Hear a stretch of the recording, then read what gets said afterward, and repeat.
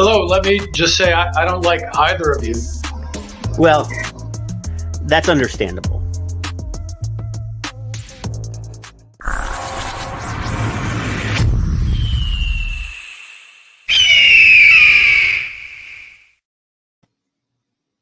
Greetings and salutations, and how the fluck are you all? That's what A Bastard. That's how A Bastard wants to greet us on a Friday night. Is how the fluck are you all? And how the fluck are you? It is Friday, and welcome, and hello. If you would, you could do me a favor and share out the YouTube link on your socials, because I didn't do it. I share it to all the places that I didn't. I was lazy.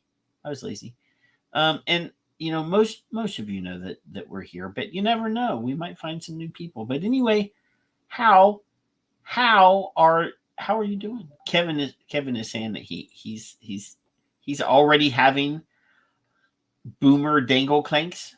He is already he's already fucked up, but that's all right.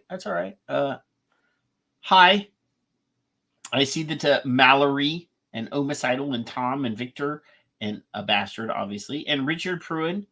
Richard Pruin is here as well. Hello. Tonight we're gonna have some fun. Kevin is I don't know. He hasn't given me the thumbs up yet, so I don't know if he has audio. He's in the backstage area. So until then, we're gonna chat about some things. We're gonna talk about some things. So just before we went live, I saw a tweet that Mallory Gates retweeted, and Mallory is in the chat room. So we're gonna use Mallory's tweet as some fun. But let me just add Kevin and see if he has sound. Let's just see. Can you hear me now, Kevin? Can you hear me now?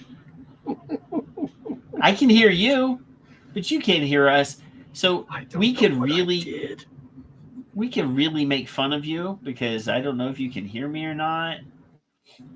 He had his grandson. He had his grandson on screen prior to the show, and I think the kid booby trapped the computer, is what I think. It's really funny, but I'm going to drop him backstage if he's just going to look like a Nimrod for a minute. So. Anyway, there. Let's just mute him. I have you muted. Haha. So anyway, prior to the show going live, Mallory tweeted something I thought was kind of funny. I don't know if she tweeted it because she thought it was funny, but I did. So let's look at this. It says, this is from the Alliance Coalitions. So we're going to talk about this for a few seconds here. So it says here, 6 signs that your child may be vaping. So increased secrecy, unwillingness to stay home. So, okay, if you have a child, kids typically don't like to talk to their parents about stuff. So I don't know about that. Unwillingness to stay home. Well, I mean, if you're uncool, and all parents are uncool, obviously they don't want to hang out with you. Desire for spicy or salty foods. That's pretty general. Disappearing money. Well, I was a teenager. I know that things cost money, and you borrow money from mom's purse without mom looking. Increased thirst. Well, it's hot. It's summer. So, and here, increased irritability or mood changes. I don't know about any of you, but have you ever been around a teenager? I really think this should just say 6 signs that vaping, or that your teenager or that your child may be a teenager or a child. I really don't know that these 6 signs have anything to do with vaping, but most of these, if not all of these, are just signs that you're a teenager. Really. But I did notice Kevin and I were looking at the source for this, and this says the Alliance of Coalitions for Healthy Communities. So I have to wonder, do any of these people speak the English language? Because they're calling themselves the Alliance of Coalitions for Healthy Communities. So I just went to thesaurus.com and I typed in, let me get rid of this advertisement. I just typed in coalition. Coalition. So if you look down the list of synonyms, the very second one is alliance. So the coalition of alliances, or the alliance of coalitions, it's the same thing. It seems kind of redundant to me. I'm not. I mean, it is a coalition of alliances or an alliance of coalitions. That's two words that mean exactly the same thing. Really, that's two words that mean exactly the same thing. So yeah, look, the graphic says right here, alliance of coalitions. Redundant, the same word. Alliance and coalitions mean exactly the same thing. That is according to thesaurus.com. Thesaurus.com. So affiliation, alliance, amalgamation, block, combination, combine, compact, confederacy, confederation, conjunct. You get the idea. All of these words mean the same thing. So I don't know how to proceed with that, because the alliance of coalitions, I mean, they should just call themselves the lack of creativity. So anyway, I did see this, and it says, if you think your child may be vaping, be on the lookout for some of these signs. For more information on vaping, visit this website, blah, blah, blah. But yeah, literally every one of these is just a sign that your kid is a teenager. Your teenagers, like other teenagers. Anywho, Kevin Dangle claimed himself out. I don't know if he's restarting his computer. Apparently he lost his sound because we could hear him. I feel bad for him. He's, he is a Luddite. He's a little bit of a boomer. But hey, the show must indeed go on. So we have a plethora. We have a plethora of the Alliance of Ants-like organization. Well, that's still, no, you can get away with that, really. But I mean, Richard, but the coalition of alliances is just silly, I say. I have a list of links. I have a list of links that are all included in the show notes for tonight. If you are on YouTube or on Facebook, you can see all of the links that we will be reviewing tonight, that we will be going through tonight. But I did want to say we have a few things to discuss before we get going. Obviously, we must say goodbye to the actress Anne Heche, who apparently got drunk and drove into multiple walls and ended up in the hospital and dying, which is sad. We must also mention the fact that Salman Rushdie, the author and the target of jihad, I think that's what no, that's not the word they use. Anyway, when Islam decides that you must die for something, they call you are the target of I can't remember the word, but anyway, he got stabbed repeatedly and is now in a fatwa. Thank you, Richard. A fatwa. Yes, they actually got him today. He was giving a speech at the University of New York and got stabbed, and he is in a hospital on a ventilator right now. That is also sad news. I believe there was somebody else that I wanted to mention that died. But we also must mention that the FBI raided Mar-a-Lago this week in search of some classified documents, some top secret documents, some documents that apparently Donald Trump may or may not have had in his personal filing cabinet. I'm really at this point. You never know. I just I think it's crazy. But you know what it is? It is what it is. You know, he's not the president anymore. I'm sure that any information that he had, they already knew he had. Oh, I'm sorry, Victor. Victor says that his father passed away a few weeks ago. Our prayers and stuff go out to Victor's dad, and Victor, obviously, and Victor's wife, the lovely Victor's wife. You know, we should take our hat off. But anyway, yeah. Oh, I heard a boop. I heard a boop. Let's see if we can hear him and he can hear us. Okay, Kevin is alive. Kevin is alive. The FDA has decided that they don't want me to do this freaking podcast. Where are you? There you are. I'm where I always am. Hiya, Patrick. I'm an association and a coalition. Yes. Did you get that in there? It's like we started the show without him, and then I just said screw it.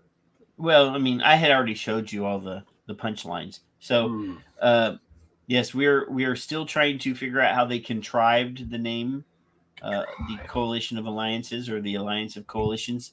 But anyway, I was also saying farewell to the actress Anne Heche, who died. She got drunk and apparently drove her car into multiple walls. Really? And was in the hospital on in ICU and apparently passed away. Wow. And Salman Rushdie, who wrote a book called The Satanic Verses back in the day, and was named a target of the fatwa by Islam, was apparently stabbed multiple times today while giving a speech at New York University. Somebody jumped on stage and stabby him, and he is in the hospital on a ventilator. And we also mentioned the fact that the FBI raided the home of ex-president Donald Trump, looking for missing nuclear codes or something. You know, I have no idea. But depending on who you follow on Twitter, it's anything. I saw a list of documents that said some of it was like a guest list for a party at the White House to missing nuclear codes. So it just depends on who you listen to, what it was that they found or what they were looking for.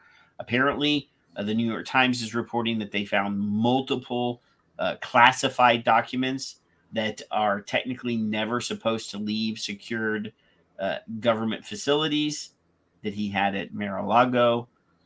But again, it just depends on who you follow on Twitter. And, you know, at this point, if they knew he had them, why did they wait this long?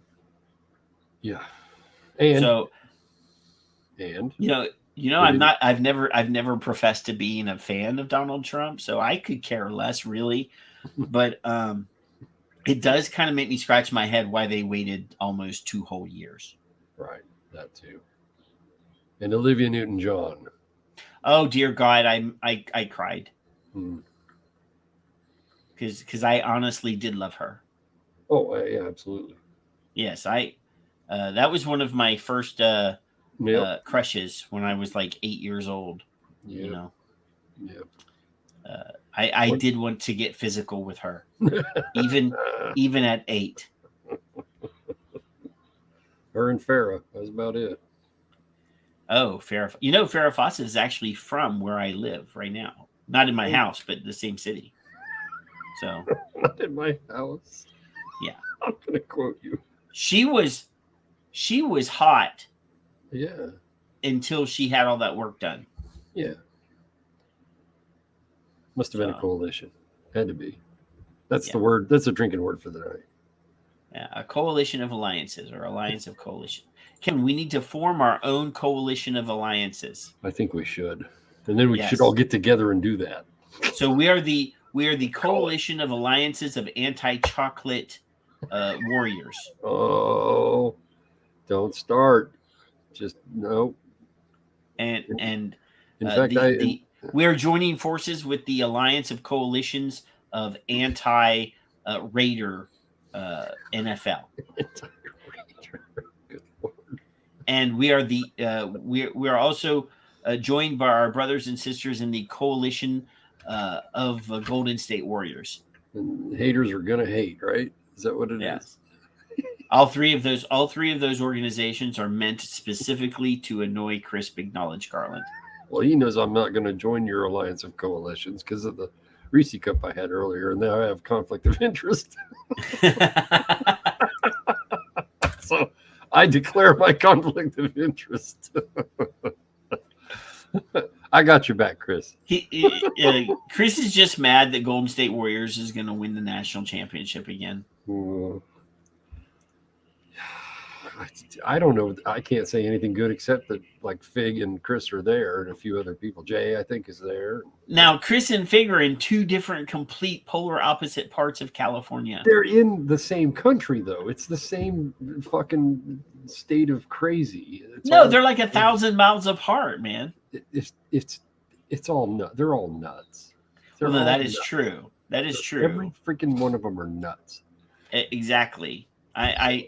When I know that my Lex Luthor plan to sink most of California into the ocean and make the Death Valley the beachfront property of the Pacific happens, I will send my two friends in California warnings. But and plane tickets. Just send them plane tickets. Yes. So instead of having Otisburg, we're gonna have Kevinville. Oh Lord. Can I be king?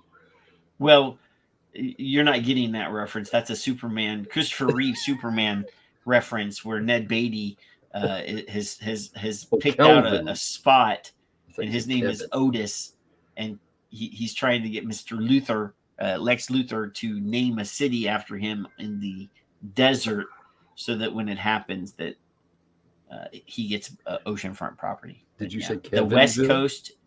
Yes, I said Kevinville. Well, then you're like my Otis. I think I should stop you there. I mean, if you haven't watched Superman, the original Christopher Reeve Superman movie in a long time, you need to watch that. That is amazing movie. Will there be chocolate served? That is classic. Well, you can provide your own chocolate, I guess.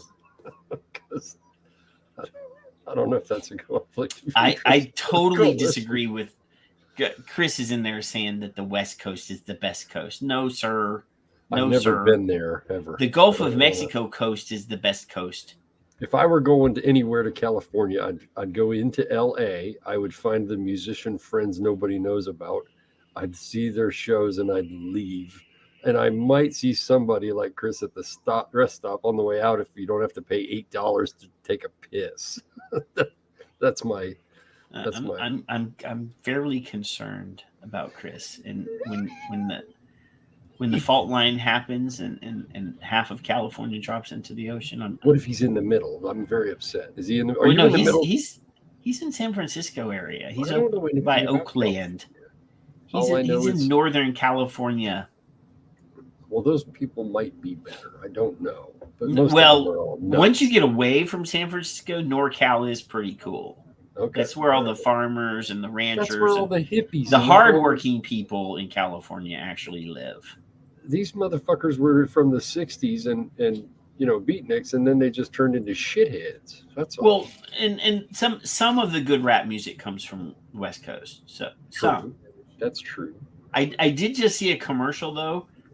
For Snoop Dogg, who is a California rapper, is going to be in a vampire movie. He's going to be a vampire hunter. Wow. I am slightly concerned about that one, actually. And for the record, the grandson is asleep, so there will be no smiley faces. He is not asleep. Is he asleep? He just went to lay down. He is not asleep yet. He's asleep. He goes quick. He beat Daddy up right before we came on. Took him a while. I mean, it takes me forever to go to sleep. Yeah, he's. Unless you put me in the car seat and put me in the car and take me for a ride, then I fall right asleep. What the hell is going on this week? I don't even know what you put on the show. I have no idea. Oh well, we have. Gulfport pre-Katrina, and Gulfport was like the worst of the worst in the Gulf. You need to go to like Destin, Florida, or down here where I live in South Texas on Padre Island. So here we go, Kevin. Since we're building a list of child abuse, vaping related child abuse cases. Oh, there's more to add to my blog. I have added like 6 new articles to this thing today. Wonderful. And these are all from different places. Jesus. So this one says Texas officers seen using excessive force detaining black teen girls accused of vaping indoors. Now, I think we've said it quite a few times on this show. Prohibitions and bans are going to unfairly target certain groups. This is a perfect example of that. And look, Kevin, they put a picture of gumdrops. Well, I thought they were gum. This is about excessive force. Like, I mean, is this a fucking joke? So it says, this is a Texas police officer seeing, and I am a huge supporter of the police, Kevin. I don't believe that all police are evil. No. That's like saying all white people are evil, or all Asians are great mathematicians or horrible drivers or whatever. All vapors are evil. Well, some of them are. All Californians are nuts. Well, there's a possibility that all California being nuts thing is true, but. So kids, look at the screen and see the title, and then look at the fucking color. This is about the use of excessive force against teen people. Oh my god! And there's a picture of gumdrops. So I do not understand the graphic. Don't these people have editors ever anymore? I think these are. Yeah, they're not. I know they're not jelly beans. These are too round to be jelly beans. I think they're gumdrops. Steve's got a pointer. Those little play balls in the playground. It does not look like a ball pit, no. Because usually those ball pit balls have like a seam you can see. I don't see it. I think this is really actually. So anyway, it says here, maybe I'm wrong, because a sheriff in North Texas is facing scrutiny for how he handled an incident involving a few teen girls who were allegedly caught vaping inside of an establishment. The incident occurred at Urban Air Adventure Park in Mansfield, Texas, a city that is part of the Dallas-Fort Worth Metroplex. I mean, Dallas-Fort Worth is huge, by the way. I mean, you start counting Irving and all the different places around there, and it's huge. Anyway, a city and was recorded by a young adult who is related to 2 of the 3 teens involved. The video shows the 3 teenage girls being confronted by an officer who was seen placing them in handcuffs and saying, "You're under arrest for trespassing." The situation was allegedly related to the teens vaping within the establishment's ball pit. So Steve is correct. These are not gumdrops. These are apparently. Now, when I was younger at a fast food establishment that has a golden symbol like this, as their we had little playgrounds with ball pits. Yeah. And the worst job in the entire establishment was cleaning the ball pit. Because little kids would get in there and piss. Dirty diapers would end up in there. All sorts of really nasty shit. But anyway, I don't know why teenagers would want to hang out in the ball pit.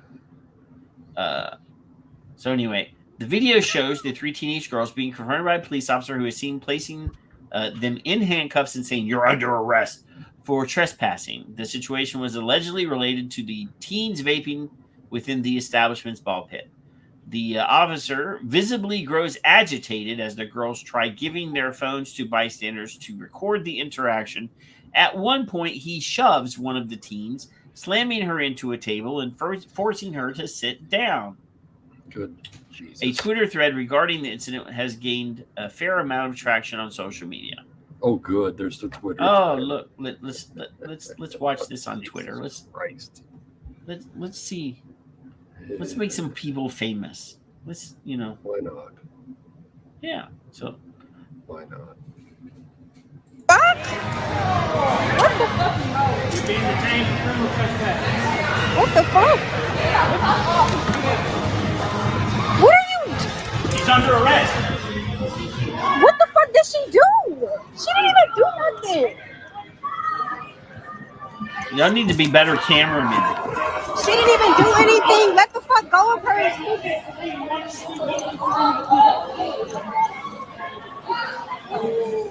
She didn't even do anything.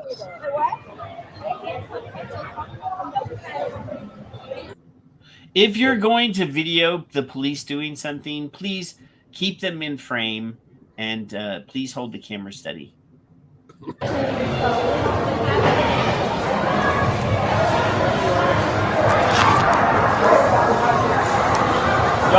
See, they did not capture the alleged throwing her into the table because she's already sitting down there. Let's see. Oh, there's another video. She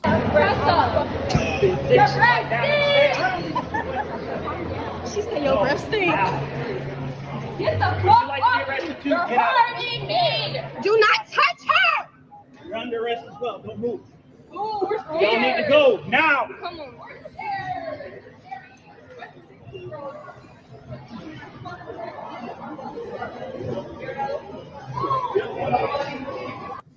Well, let's see.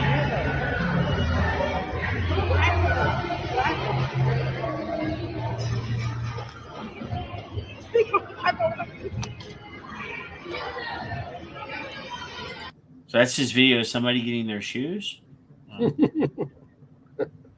even know your rights. Look at me, stupid. Why are you hitting her? Don't take her phone. All right, let's do that again. Let's see that. Did he flick her in the face? Let's. You don't even know your rights. Look at me, stupid. Why are you hitting her? It sure looked like he flicked her ear or something there. Don't take her phone, nigga. Oh, I apologize for that.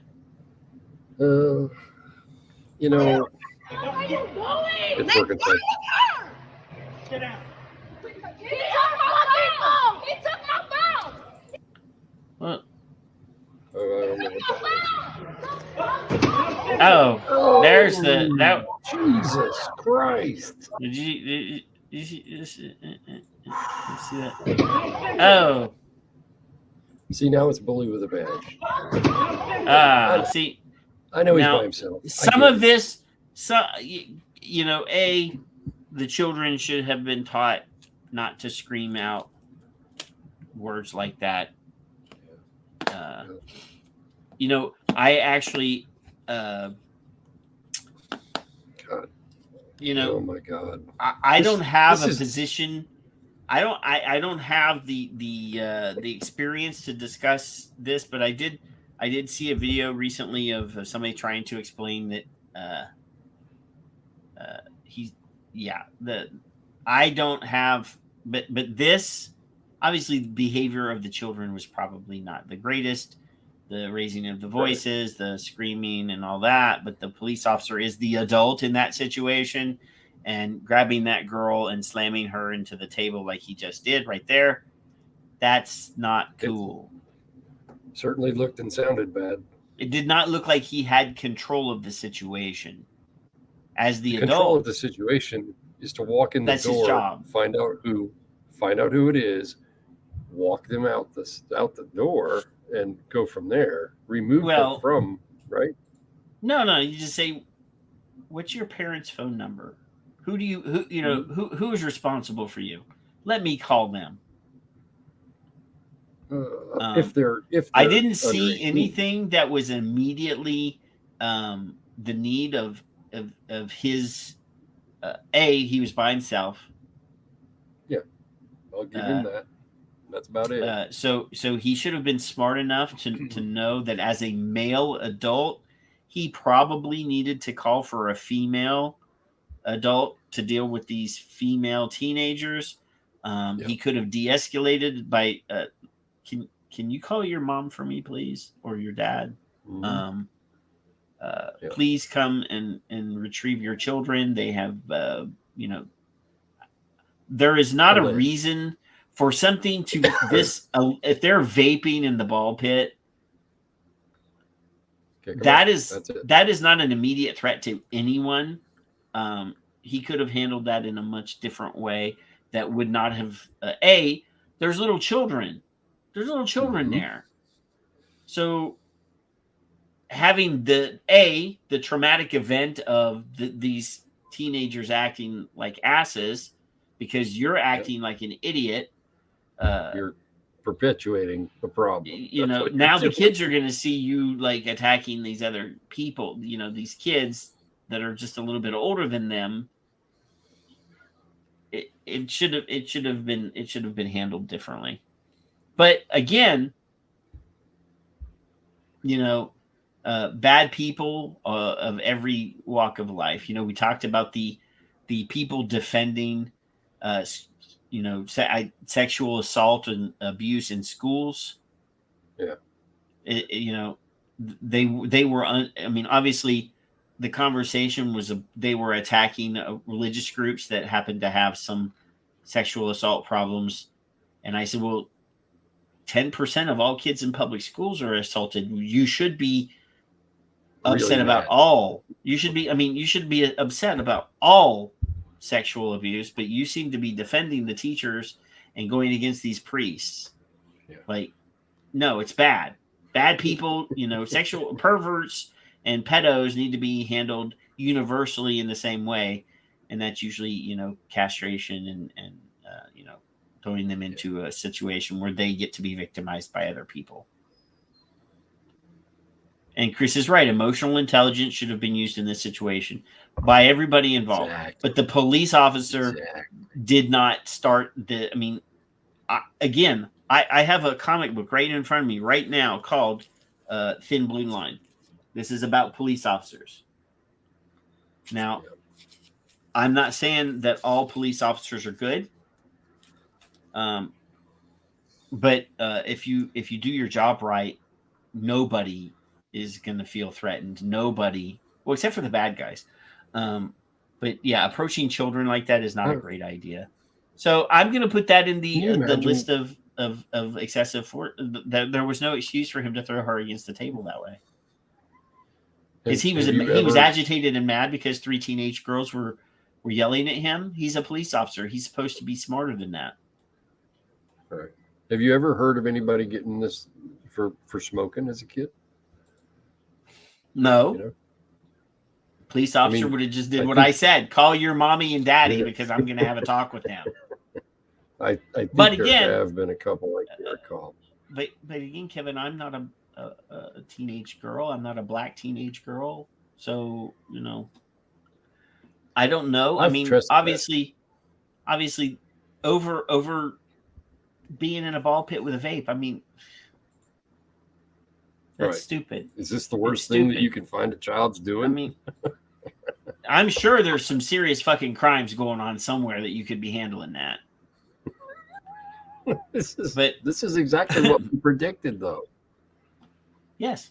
It's already doing it. We've been doing it for 3 years, or it's been done for the list 3 years. of stupidity. This is, so here, this is another one. This is reported by WCLUradio.com. Apparently, that's Big Willie, 94.1, 102.3, and 93.5. This is in Glasgow, Kentucky. That Kentucky. Surprises me. So this says officials instate. They instated. It's a coalition thing. Zero tolerance policy in response to student vaping concerns. Zero tolerance, Kevin. I will have no tolerance for your behavior. This woman has a zero tolerance look on her face. She has a different look than I would call it, but all right. And I think she has a little melanoma right here on her lip. She needs to go see a doctor. Oh my God. She's pursing her lips. She's pursing her lips. But that still doesn't remove the fact that she has a little melanoma right there. She may. Yeah. Or maybe it's just adult acne. I don't know. I can't tell. No, I'm that's too pretty. afraid to That's get too- if that's adult acne, that's a big blackhead right there, dude. Maybe it's the heebie-jeebies. I don't So know. that is Catherine Thomas. She's the Barron County attorney. She penned a letter to parents and guardians of the Barron County High School students about the recent development of a vaping policy at the school, and the letter Right. was released to the public. So anyway, Oh, it's giving me a headache already. so Barron County attorney Catherine Thomas said in a letter released Wednesday that students found in possession of a vapor product at school will face a public offense action. Oh boy. The action drug would include a paraphernalia. drug paraphernalia possession charge. Wow. Are you fucking kidding me? In recent years, the use of vapor products has become a significant issue for students, Thomas said. The zero tolerance policy was adopted for all school-sponsored events, even those after school hours. Right. The move comes after a recent increase in youth's use. Utes. That's Kentucky. It's Utes. I don't think that's supposed to be a possessive, though. Oh my God. It isn't. It should just say youth. There's no It shouldn't be editing. an S at all. I know that we're we Youth. really shouldn't have to proofread these articles from professional writers, Kevin. I'm fucking not smart enough to write this, and I know better.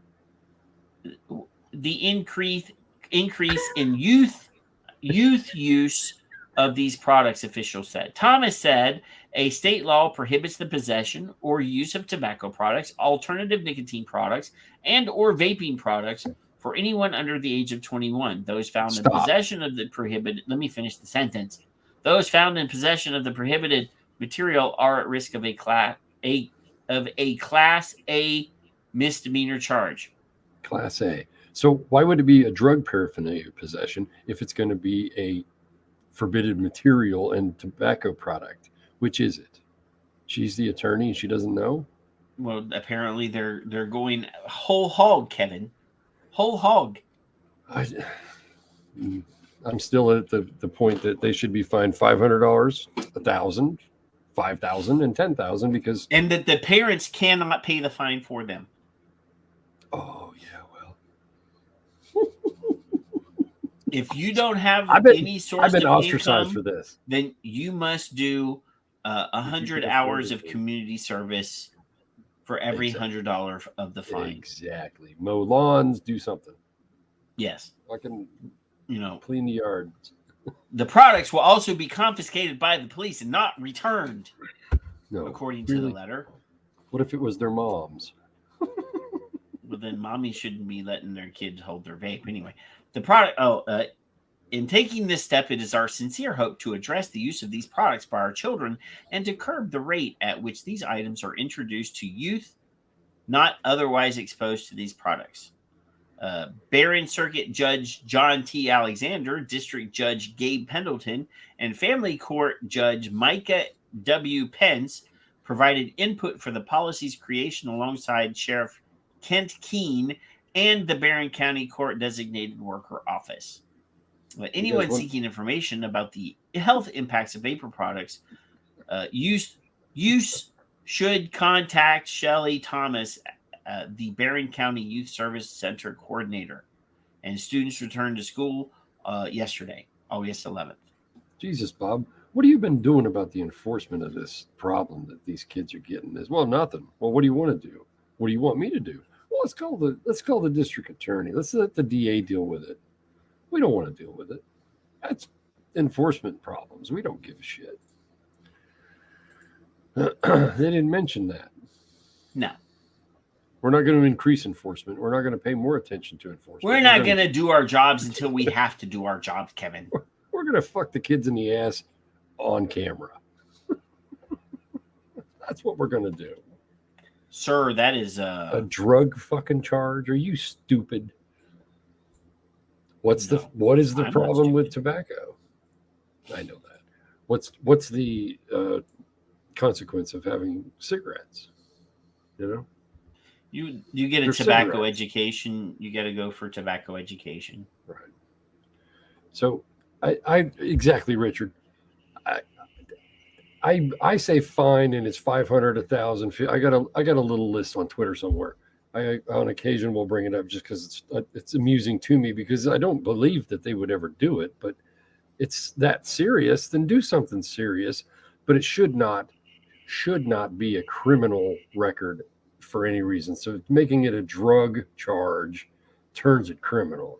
Yeah, I know, you know, Class I A know misdemeanor is. You can expunge. I mean, it's not a things, felony, I but get it. it's pretty. You have to go to the judge, and you have to. It's high you end. know. You can't even fucking get a job. They're not gonna Fred, hire you. it's on YouTube. We have a friend, old Fred. Fred got steam from I haven't seen that man's old name in a Vapers while. TV days. Is asking where is this live besides Facebook? It is on Nice. the YouTubes. That's where everybody is at. That's the cool kids. So you can expunge a record, but between 16 and 18, when you're trying to look for a job to pay for the fines that I suggest, you're not going to get one, because they're going to go, well, wait a minute, you got a Class A what? No, we don't want you. No, you got a charge on you, dude. We're not gonna hire you. You should have just took the beating from the cop, you know. God. Well, I mean, Listen, either man. that or the strip search by the principal. Yeah. Here, I'm gonna throw the link. This, folks, is what hate looks For the like. If you YouTube, remember yeah. being a smoker and people hated you for smoking, this is what it is. Only it's in a lower state of let's age. just punish Fuck. these already at-risk kids. Like we have, I mean, obviously ad nauseum, we've discussed why kids smoke, why kids do drugs, why kids do any of these behaviors.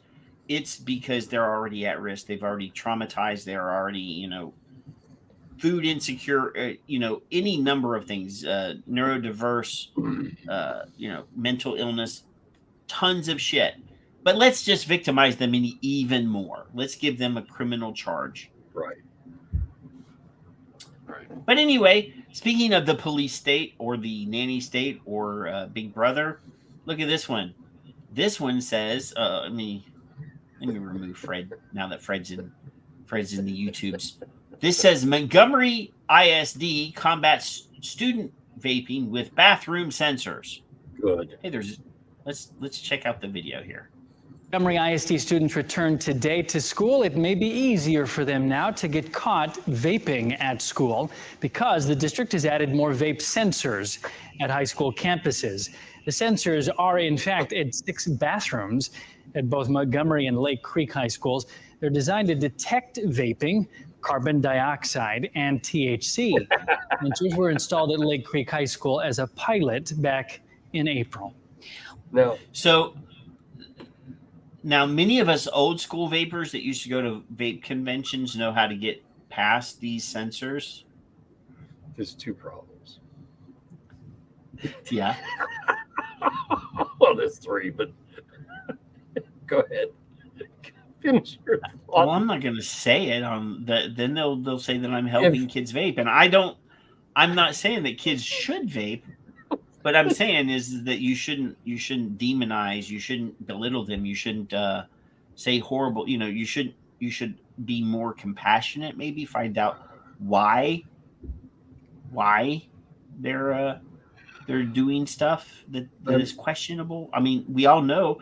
Even the FDA, Kathy, the chick from the FDA at the e-cig summit thing, she said, kids are going to experiment. We can't do nothing about it.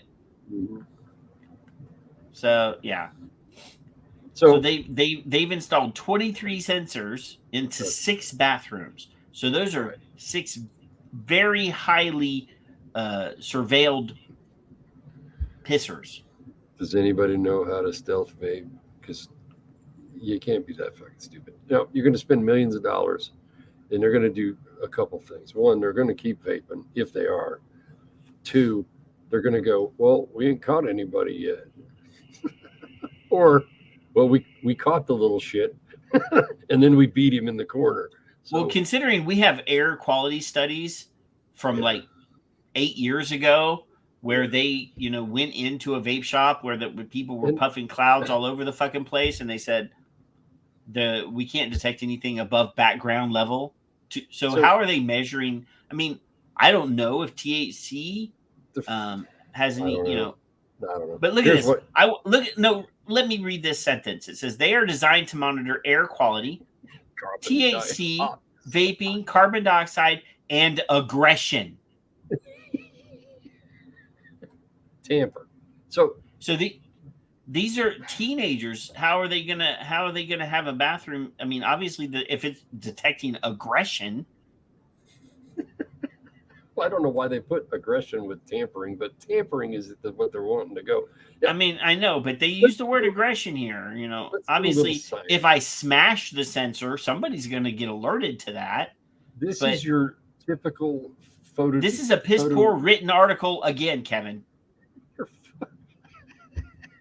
Here's the eye. Every smoke / whatever detector has an eye. And when something comes across it, it goes off.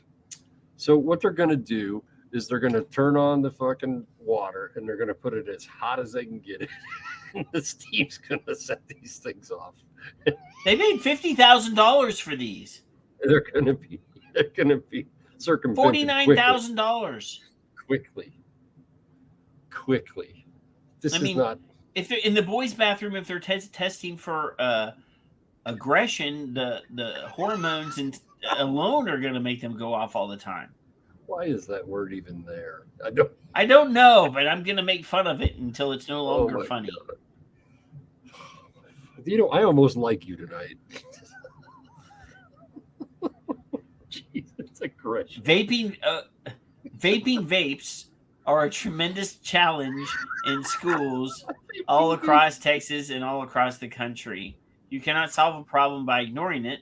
So we have to identify and make our schools a place. So again, instead of having some counseling, some talk, having a talk with these kids one-on-one and saying, how's it going? And are you super stressed out? Why are you vaping? Oh my God. No.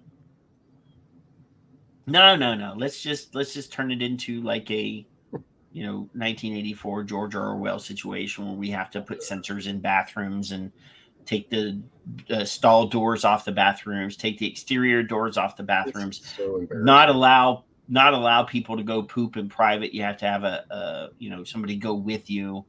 Run the buddy system now. Nobody ever was aggressive when they were smoking. I never saw anything in the bathrooms. Oh my God. Yeah, I'm not reading this, but I just want. So this is one. And Richard, you're right. Okay. If it's the THC they're looking for, that I did not know the technology was there to detect it specifically, but I believe it is. I'm sure it can happen. But if it's somebody's going to just turn the hot water on and be done. Well, I don't know. It wasn't us. The hot water was running. And then what are they going to do when they catch them?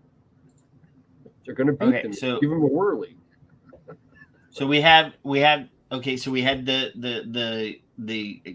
girls getting abused. Now we have a surveillance story. Surveillance story number 1. So now we have this one that says cracking down on vaping. Fox C6 using. So this is Jefferson County, Missouri, using sensors to detect vaping in secondary schools. So again, oh look, there's video. Let's just use the video. $7,000. Let's see. Maybe not. Maybe I'll have to read this one because I'm not going to say over a million reasons to say commercial. Thank you. Tired of paying high. We have to.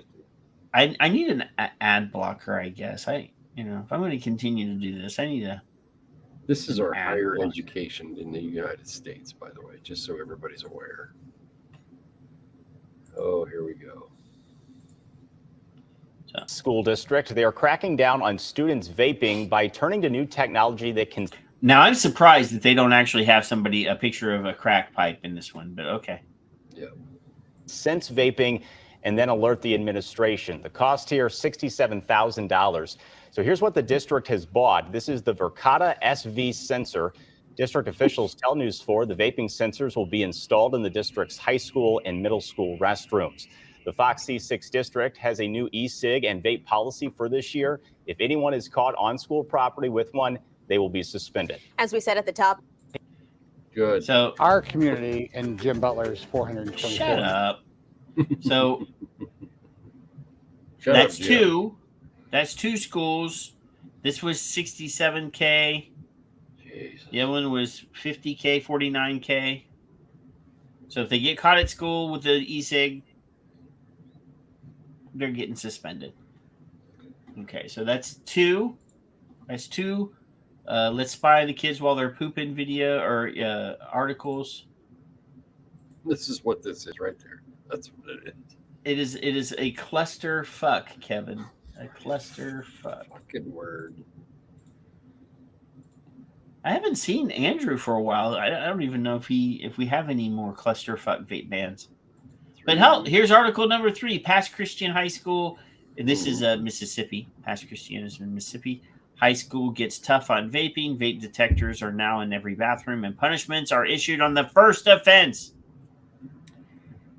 Let's see if there's ads. Is it me or is it now just? You can shop for your new Toyota from the convenience. I think these all use the same ad. I definitely need ad blocker again. Kevin. Exactly, Richard. Is it just me, or is it that they're really cracking down on vaping and they don't care about the smoking? I don't think they do. Let's see. Let's check this one out. Vapes at school. Hard year for students who vape at Pass Christian High School. The school district's adding stiffer penalties. 8 students have already gotten citations for vaping, and each citation comes with a $100 fine. As Mike Lacey reports, it's been a wake-up call for some students, and one parent has some concerns about how the rule is being enforced. Pass Christian High School is serious about putting a stop to vaping. Any student that has a vape on our campus has it illegally because you must be 21 to purchase a vape. And this year, Ding. technology is playing a big part. So this is one of our girls' bathrooms, and you can see this is the vape detector here. Vape detectors are now in every bathroom. The day before yesterday, we activated our vape sensors, and so yesterday we started receiving alerts to our cell phone. This year, the punishment is issued on the first offense. We want our school to be safe. We're safe in every aspect. We care about our students. We care about their physical well-being as well as their peers' physical well-being. And any their peers' physical well-being. So, mansplain this to me, Patrick, for a second. Some teachers standing outside the bathroom, they get an alert, they walk in and they ambush the kid, or well, the principal apparently gets an alert. And some poor girl, the boy coming out of the fucking stall gets his ass reamed and doesn't have a vape, or gets strip searched and doesn't have a vape. And it was the guy or the girl that just left. I mean, obviously we know that 1 in 10 kids are sexually assaulted in schools. So a strip search is quite possible. This is just, I can't even. Vape puff is tracked immediately. When we get the alerts, we go to the bathroom. If there's students in there, we pull those students out and walk them to the office. And strip search them. That's where parent Sarah Carlson has a problem. And the social media posts by students describing the search as a pat-down is fueling the concern. Conducting a search where there's no evidence as to how they searched the child is my concern. Villapani says the damn straight, Mom. Searches are done behind closed doors to protect the students' privacy. Students must empty their own pockets, backpacks, and purses. There's an administrator conducting the search in the presence of a witness, and Villapani says the search is done without touching the student. Right. Carlson wants proof. And for the protection of the school administration, teachers, and principals, and the protection of the student, I feel that it should be done in front of a camera so that there is evidence. I don't know about a cam. Well, I mean, if they're not strip searching, then obviously a camera's okay. Or just call your fucking kids' parents. I can't even imagine why they're not even thinking of this. I don't get why they're. I mean, how hard can it be? Oh, we caught your kid in the bathroom where the vape alert was going off, and we would please like you to come down here and conduct a search of your student to let us know if they were vaping in the pisser. I mean, come on. Civil liberties are not included for your child. Well, no, we already know for the fact that fucking city attorney in Minnesota or wherever that one was 6 months ago, where they strip searched the 6 girls, said that the parents don't have the right to be there. And this lady, to even be alerted. Oh, by the way, we're going to strip search your kid. Yeah, and this lady's speaking up in the process, evidently, I'm assuming. And well, she's preventing. She knows that she's probably going, you know what, my kid vapes, and if he gets strip searched, I'm going to kick somebody's ass. Evidence that how they're searching that child is not consist of patting a child down. It's a district rule, and it's just a policy. Now, when I was a kid, if you acted up at school, the teacher took you out in the hallway and hit you with a paddle, and it was understood they were going to touch your kid with a paddle. Yes. But nowadays, in this day and age, they're not allowed to physically touch your kid. No, so how in the hell are they going to pat them down without touching them? Corporal punishment's been gone, as far as I know, forever. No, not forever, because I remember going to school and getting my ass beat, Kevin. Well, at my age, it's forever. Well, no, I'm sure when you went to school, you remember getting beat at school as well. Well, yeah, I did get beat. So apparently it wasn't forever, because it's still in your It's lifetime. been a long time. Okay. Well, just specificity is important. Procedure. I want to almost say that it's admin 101, that we don't put our hands on students in that. Well, then how are you patting them down, true. you dumbass? That's not true. That's Christiane. Mike Lacey, WLOX News Now. Your colleagues, Dav. Maybe I'm getting really angry about this, and I don't even have kids, Kevin. If I didn't, it'd be pissing me off. I mean, you have grandkids. One day they could be, strip searching the redheaded little you, and I'm going to have to get on an airplane with a gun. Look, Jeremy better take care of it before I know about it. He may as well just do this. Dad, I already took care of it for you. I already had to use the shovel, Dad. And now I'm needing an attorney. Don't open the trunk of the car, Dad. Holy Jesus. So that was 3 articles this week alone about vape sensors. The 4th one was about a child being abused. That's 4 articles about child abuse in 1 week. So far, we got coalitions and chocolate and Big B. I'm a firm believer in liberty, and I believe that surveilling kids is abuse. If passive surveillance is what that is. But what's pissing me off is they're guilty until proven innocent. 1, and 2, they're liberties. Period. Civil liberties. ACLU ain't saying nothing. So nobody. If these weren't kids, Kevin, and it was anywhere else, if the cop had an inkling that you did something, but had no probable cause to search you, it is illegal for the cop to search you. That's what I thought. But these kids don't have any civil rights, any civil liberties. They can be searched just on the alert of a electronic device that somebody in the chat room already said. It's what's going to happen is it's going to fall. Are not accurate. Right. So you're taking these kids away, these civil liberties away from these kids, based on the testimony of an electronic device that is known not to be very accurate. If it's a 95% accuracy rate, somebody's going to be in the wrong, and their liability insurance needs to be paid up pretty fast. And big. So Raj asked in the chat room, so if the parents aren't alerted, how can parents be parents? Because they don't want parents to actually do their job. The government wants to be the parent for your children so that you can relinquish your authority over them. They'll be wards of the state until they're 27 now, and look, we say his name. But they can start voting when they're 14. We say his name, and here he comes. There he is. I did see. So I said Andrew's name, and next thing you know, here he comes. Why can you? I guess you can. You're not going to be able to justify any of the previous 3 so far. You're not, because false alarms happen. I can't justify any of the first 4 articles. Or Kevin. 4. I'm sorry, 4. The police officer totally he needs to be sent back to the academy. You know, they were caned in Singapore, right? Was it Singapore?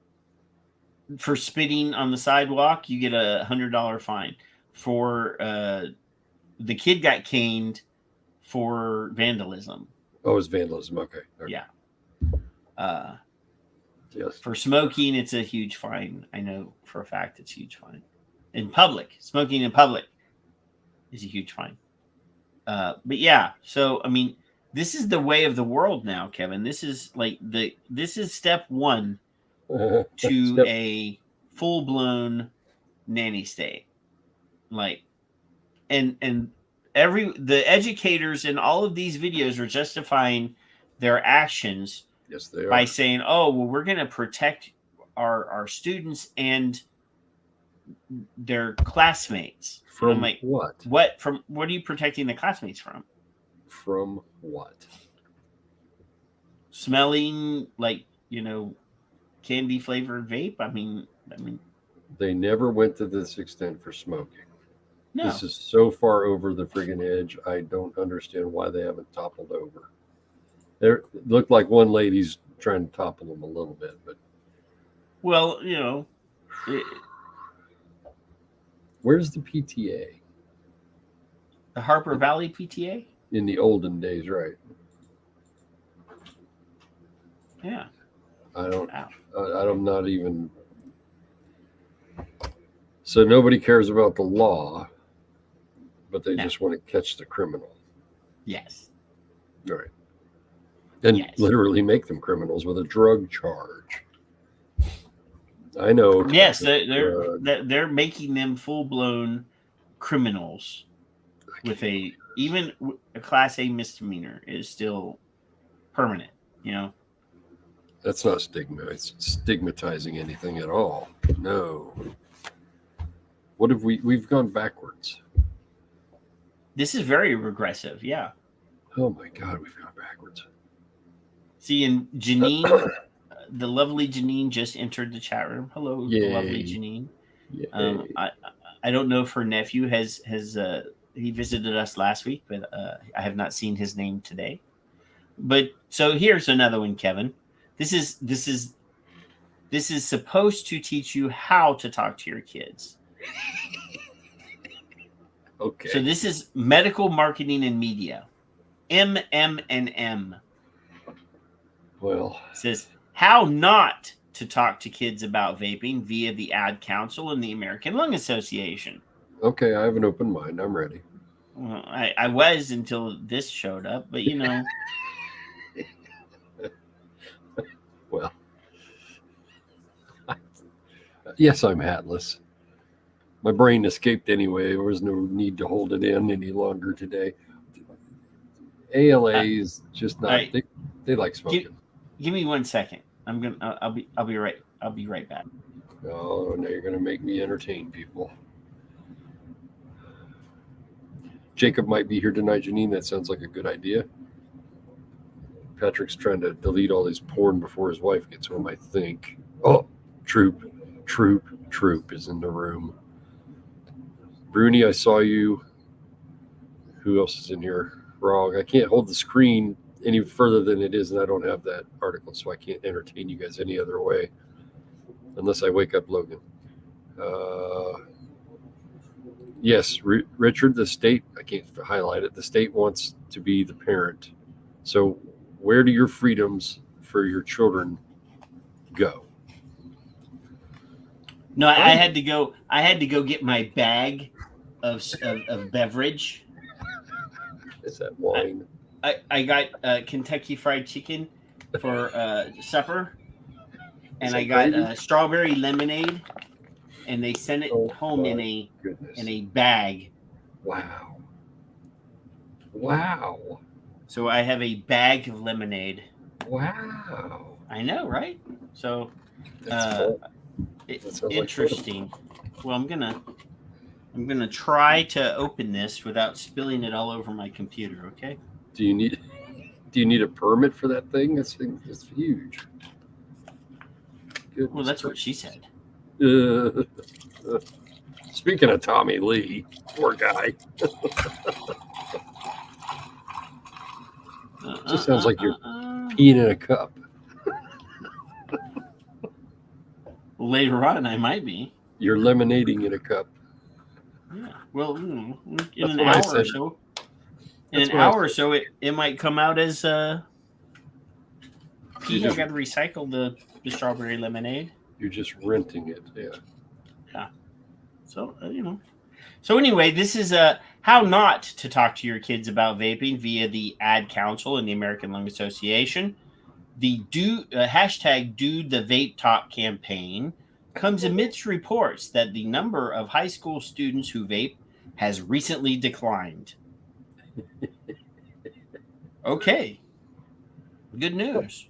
The number of vaping kids. So they have a nice picture of a dad talking to a daughter saying hashtag Do the Vape Talk. Well, all right. It's a hashtag, so there we go. Hashtag. So if you thought it was hard to get your child to look up from their phone to talk about their day at school, imagine how hard it is to talk with them about vaping. That's the basis for a public service announcement from the Ad Council and the American Lung Association, and aimed at encouraging parents to discuss the dangers of vaping with their children. Yeah. Yeah. So the hashtag Do the Vape Talk campaign comes amidst reports that the number of high school students who vape has declined after concerns about an epidemic of teenagers becoming addicted to nicotine. About 11% of high school students, or 1.7 million, or 2.8% of middle schoolers, or 320,000, use e-cigarettes, according to the 2021 data from the Centers for Disease Control and Prevention.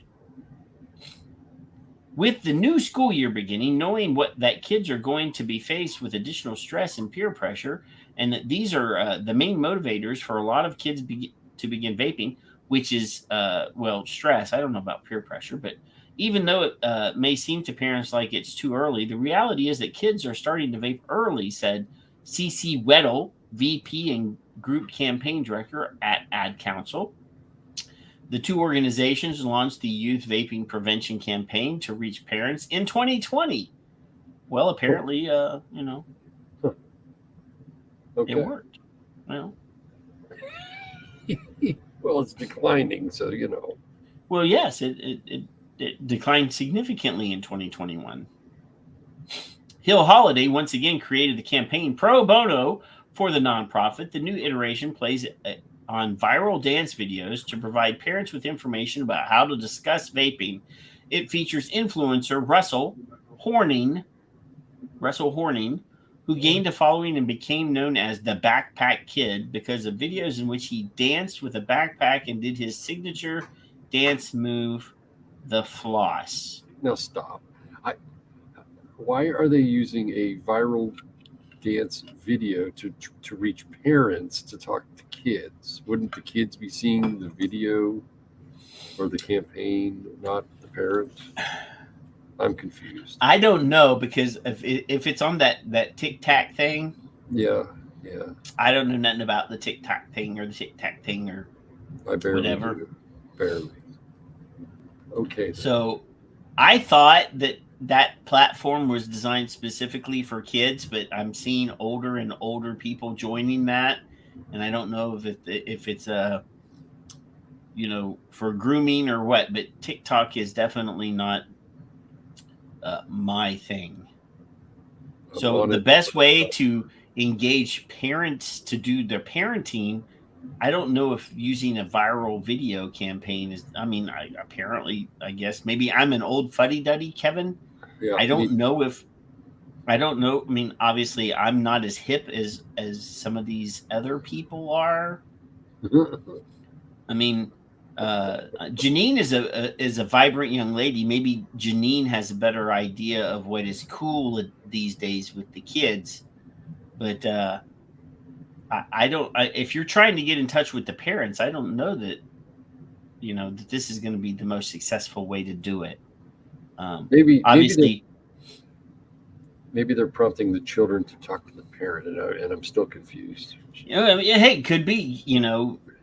Maybe they're saying, hey, kids, go talk to your parents about vaping. Right. Right. And while you're there, maybe talk to them about, Xanax and Chardonnay. Yeah, exactly. Yeah. Boxes of wine, or bags of beverages. Bags of beverages. I'm just saying. How can it be awkward to talk to your kid? I don't like that. Apparently, there's a lot of people that are parents these days that really don't want to be parents. So they're more than happy to allow other people to parent for them. I have to address this real quick. Janine, I know for a fact that you're not the oldest person in the chat room. Obviously, Kevin is older than you. And I'm pretty sure Fred Gottstein is older than you, too. And even if they're not, and Ed's not in the chat room, but even if they're not, you're way more beautiful than both of them. There you go. And Ed's probably in the chat room. He's just trolling us. He's trolling. Could be. I was notified earlier in one of the secret chat groups that I'm in. Somebody made reference to the TV guys, and obviously, if you don't know, the lovely and talented Mark, the husband of our very good friend Skip Murray. He likes to refer to us as the TV guy when he confiscates her phone and uses her Twitter to take pictures of her falling asleep on the toilet.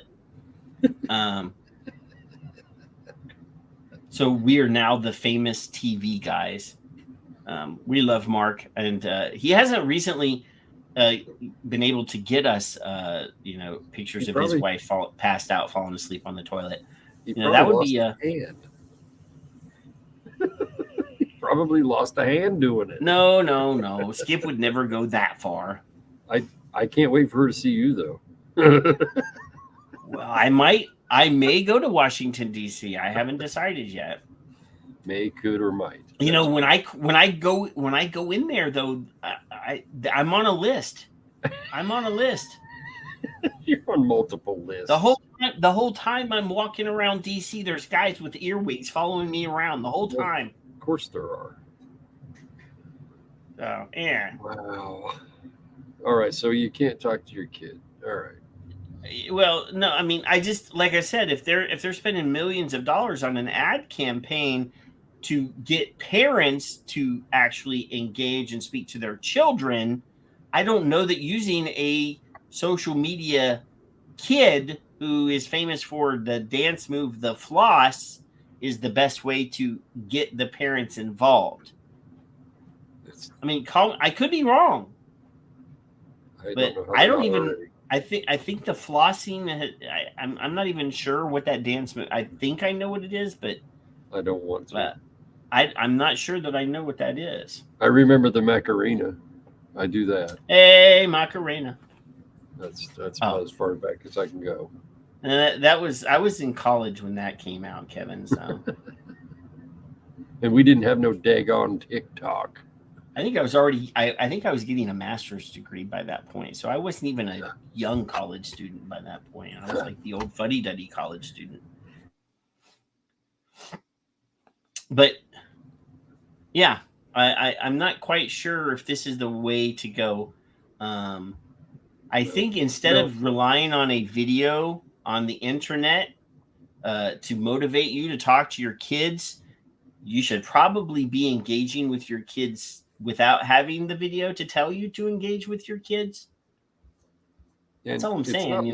If you're a parent, it's sort of your responsibility to talk to your kids about, the shit that's going on in their life. Don't get me wrong. It's not obviously kids are kids, man, and they're going to do whatever the fuck they want to do. I mean, we already have video of the FDA saying kids are going to experiment. So, we're not going to try to engage with them on any other on a harm reduction basis. We're just going to go right for abstinence, which we know doesn't work. Sometimes I still don't, Troop. So something that's not lost in this article is that it's been declining, and we're going to take credit for it. But still, you got to talk to your kids. This is the title of the book that I'm writing right now.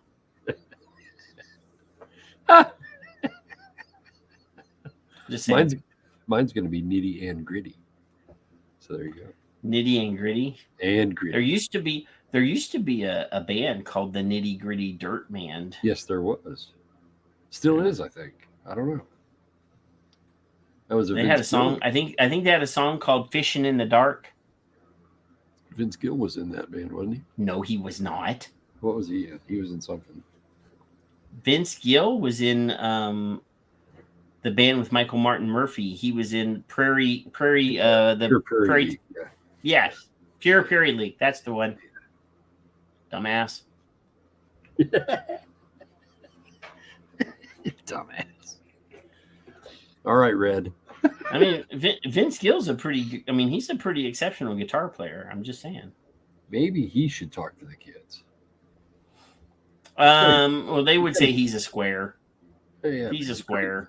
What a great voice. Do they still say that? Is that a word that they use now? I mean, do kids? Not even in my day. Oh, okay. Maybe Ed's. When he was a grandfather.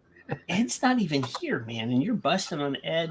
Bust on Ed. I ain't seen Skip's face up here yet. You got to bust on people that are actually here. I like everybody here. Well, I do, but I usually bust on the people that I like. I mean, I haven't seen Fred Got Steam in a long time. I could pick on him. I haven't either. When he did his show a million years ago, he did the same thing that we kind of do. He just reads news articles and gives opinions. That's sort of what we do. I mean, we do actually have scientists and PhDs and all sorts of other people come on our show sometimes. We did have Dr. Mara Glover on last week, and then the week before that, we had Richard Pruin. And we purposefully finished the show right before you fixed your computer and could come in, Kevin. Yeah, I know. Well, I didn't fix it. It fixed itself. I'm not that smart. Don't give me any extra credit. Oh, no. I'm telling you, this strawberry lemonade is good. All right. Especially if you add like a half a bottle of vodka. Oh, look. You guys can do your thing with that little bot there. Yeah, I mean, we don't normally get the porn bots. Must have been but I guess they're setting their sights pretty low to hit us. But that's all right. Wow. I think almost everybody in the room is a wrench. Yeah, just delete them. Don't even give them a chance. Yeah, I'm pretty sure everybody in the chat room is a wrench. We don't need that shit. I don't know how Glance gets in here, but you know. Don't even make me find that video of him talking about boys' underwear. I will find it. Bot shit. Oh, this is like one of the most well-respected tobacco control guys in the world, and he's on video talking about teenage boys' underwear. I mean, Richard doesn't have a wrench. What's up with that? Oh, now I got to go to the YouTube. I can't do it from StreamYard. I actually have to go to YouTube. I have to log into my account over here. You got to give Fred one now too, because he's here. Why not? But Fred's got to come to at least 2 shows before I give him a wrench. Oh, good Lord. All right, there. Richard is now a moderator. Just nail it and be done. We don't have time for that shit. We got unimportant stuff to discuss. We don't need all that crap. Oh, the next one is going to get your gander. I've got a gander. The next one's really going to get your gander, Kevin. Yeah. Are you ready? If it says bot, yeah, I'm ready. Do you need to like take a chewable or Advil or Geritol or something? Maybe. You know, something that's going to keep you got your heart medicine nearby. I don't know if I should be the straight man your or blood pressure medicine. I'm ready. Are you ready? I guess. So this one says, when I see kids vaping, I warn them. That's what killed my daughter. Yeah. Oh, I can't look.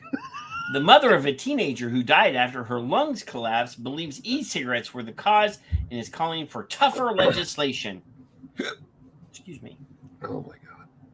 This is Rosie Christofferson at age 11. It's sad. So she was 19 when she died, but they're going to show this really innocent, cute-looking picture of her when she was 11. Well, of course. Okay, after both of her lung collapsed following her heavy use of vapes. That they didn't address. Go ahead. So, teenager Rosie Christopherson loved football from an early age, with her enthusiasm matched by a talent for scoring goals. She attended regular training sessions and played weekly fixtures with a local club. And I'm thinking this is not American football. Is this the Guardian? Yes. Okay. So this is not America. This is the UK. But became alarmed one season over her rapidly declining fitness. I'm gassed, she would tell her coach at Wallasey Wanderers in Rural. Oh no, this is not. This is either the is work. I think this is the this is New Zealand, I think, or Australia. Wallasey Wanderers in Rural. WIR Rural. Anyway, as she struggled with exhaustion, asked to be pulled off at halftime. She was also complaining to her family about pains in her chest. And then there's Salman Rushdie we mentioned earlier. He may lose an eye. And hey, see, look, they're covering the same stuff that we already, yeah.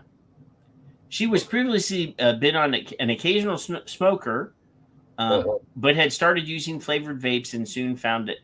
Do you like that they just have to word the ad flavored? Right, of course. Well, because it's pertinent to the content, Patrick. Because they don't edit it. and soon found it a compulsive habit. I want to know who checked to make sure they were flavored. That's all. Yeah. She was assured by her local GP surgery that the discomfort in her chest was likely to be a pulled muscle. Oh, well. She would go into the local shop and buy these vaping liquids, but you would never see the same bottle twice, said Rachel Howe, 45, her mother. There would be coconut, cherry, bubble gum. It was constantly in her mouth. That's what she said. On Valentine's Day of 2015, she collapsed on the street. Howe said a member of the public called me on her phone and said, we're with your daughter and she's on the floor. Someone's rung an ambulance. Oh no, Tom says it's England. So I just figured rural sounded like one of those weird names of a Kiwi place.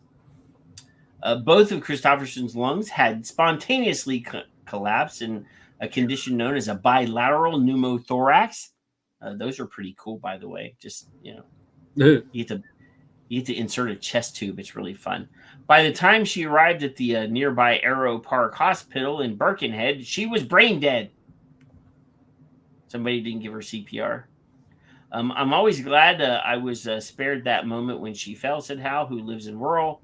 I don't know how I would have coped with that. When I saw her in the hospital, it was like she was sleeping comfortably, but I just knew she wasn't there.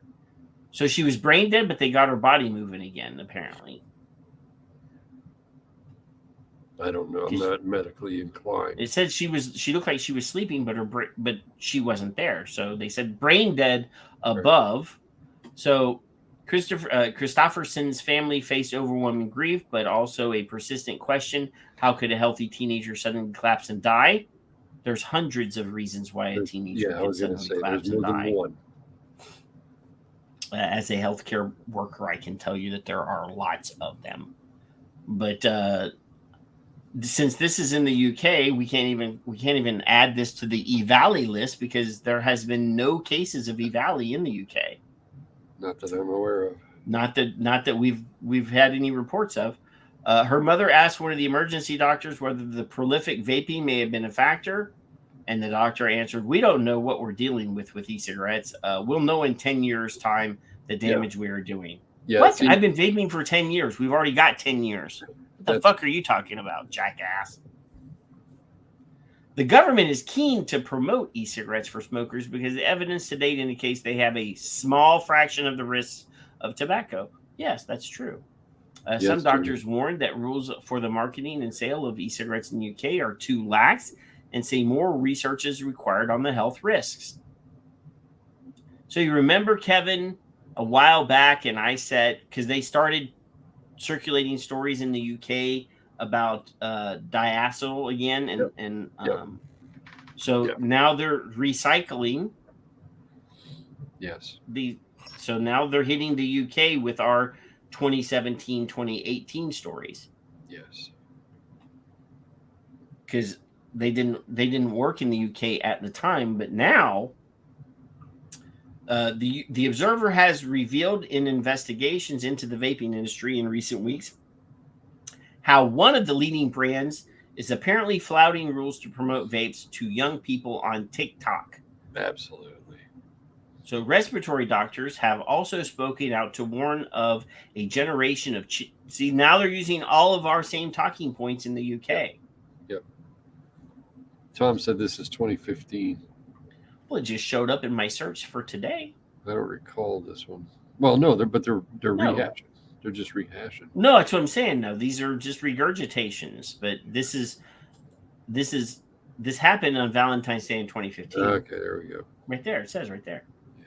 But the situation is that they're re-releasing this story like it's new, and they're unless most people, we already told you, most people are going to read the article name.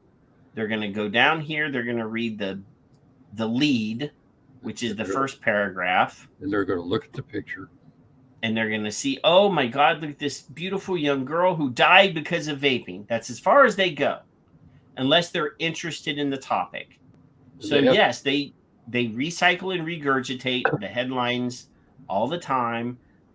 They go to this mom whose daughter died in 2015. It's 7 years later, and they say, hey, we're going to do another article about vaping. Can you give us a quote? And she says, and I quote, when I see kids vaping, I warn them that that's what killed my daughter. That's probably the only new content in the entire article. Right. And it's sad because in 7 years, they can't find a new one. No, right? I mean, they have to go this far back. And this is probably something else. I'm not trying to make light of a death. That's not what we're doing. No, it sucks. It's not what we're doing. And I assume the audience. No, I would be angry. I would be angry if I had a child that had died of unknown thing. Yeah. Of them using her death as propaganda. And that's what this is. They're actually trying to capitalize on this sad story. Where's he at? Where's Richard? Where's my finger? There we go. Yeah. I was going to say Richard knows. He knows. So, like the kid in Canada had a stroke for 2 days. Yes. 2 days. Kid was having a stroke. And they're looking for nicotine in his fucking. Well, the doctor refused to do any diagnostics. No, we're talking about two different things then. No, the kid went to the emergency room. The doctor said, oh, he vapes. It's because he vapes, and sent him home. Okay. All right. That is the same one. That was Canada. But the doctor, as soon as the doctor heard him say that he vaped. Right. That it's a dismissal. Like he was like, oh, it's because he vapes, and sent him home. Killed him. And he died. And you're worried about, well, not you as in the other people who troll us, I'm sure, are worried about sensors in a bathroom. How about professionalism? How about common sense? Compassion. Kyle, How about it is Kyle. That is correct, Janine. Thank you. I did an article on that, and I had a hard time with that one. I was really, really angry about that. Really angry. Almost to the point of not publishing my little blog because I was that angry about it. I was so pissed off, and it took me about 4 days to do that blog. way, way harder than I ever thought. All right, I have to open this. Oh. Oh, So Cliff, I hope Marcus had a conversation with him, and I know he's not going to change his fucking mind, but Mark who? Sliz. Oh, He was there at the e-cig thing, right? Wasn't he? well, that doesn't mean that he was going to speak to anybody. But it No, says here, very low nicotine cigs appear to be doing well with customers. And here's a quote: "Our VLN pilot in Chicago is exceeding expectations because people are smoking twice as many cigarettes, driving us to accelerate and expand our launch plans. Our approach, focusing on awareness, education, and trial, is working with adult smokers." Was that today? I'm on the wrong screen. Well, he 11 tweeted hours. it 11 hours ago. See, the link that he is sharing is from 2 days ago. And their stock is at $1.82. I'm just checking. So they're adding a second test market for their American launch of these cigarettes. Obviously, you missed it, but when our very good friend Richard Pruin was on the show, he talked about he actually went and bought some low nicotine cigarettes to test, and said that it prior to his testing of those cigarettes, he thought anything that works is okay. Yeah. But then after testing the cigarettes and saying how wonderfully smooth and mild they are, just what I thought. They are nothing. They're nothing short of a great initiation for smokers. Oh, you can smoke again. Your kids can smoke again. Grandma can smoke again. Now, it's not addictive. Richard and I quickly mentioned MAOIs, which I had, obviously I knew that they existed in combustible cigarettes. Yes. Most of us have known for a long time. Yeah. And last week when we mentioned vaping and the cigarettes had MAOIs. Yes. And we assumed that vaping didn't. Right. And Dr. Glover was like, oh, no, on contraire. Mm-hmm. One of my colleagues has done a study on MAOIs and vaping. And as soon as she did, I typed it in. I found the article right away. And I was like, oh, shit. Yep. I was unaware. I didn't know it either. I don't know how the levels compare with each other, but right. Yeah. But if they are effective on a vaping level, then they are effective and cannot be ignored on a cigarette level. If they are the same, now I'm going to question it. If they are comparatively different. I have a hard time. Monoxide inhibitors. I have elephant inhibitors. Monoamine oxidase inhibitors. They're other things that make antidepressants. They're antidepressants. Monoamine oxidase inhibitors.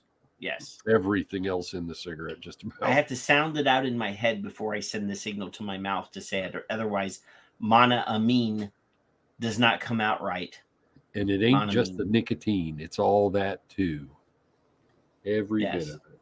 They are a class of drugs that inhibit the activity of one or both monoamine oxidase enzymes, monoamine oxidase A and monoamine oxidase B. They are best known as highly efficacious antidepressants, as well as effective therapeutic agents for panic disorder and social phobia. Nothing to do with nicotine. And they are a byproduct of something that happens during combustion in cigarettes. Yeah.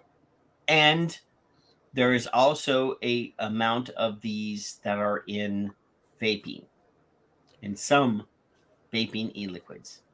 I've described this in a way to a friend that didn't ever smoke or vape. And I said, do you like a bonfire? You like the smell of the bonfire?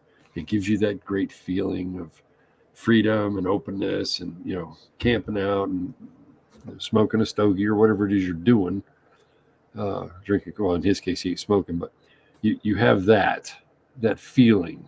So that's what these things, I guess, are. I'm not a scientist, but they alter our brains to make us feel better. Obviously, the highest percentage of mentally ill smoke, etc. 40% of all cigarettes. Yeah. 40% of all cigarettes are smoked by people that are diagnosed with mental illness, right, or neurodiverse people. And Richard, I asked 22nd Century 7 questions. I think it was what it was. Have you added anything to the cigarette? Has anything else changed in the cigarette? Is there something you added to delete the nicotine? This, that, and the other. Yes, no, no, no. Yes, no, no.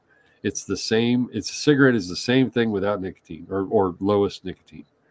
And you are right. They are exactly the same, except for the nicotine. It has everything but the bad stuff.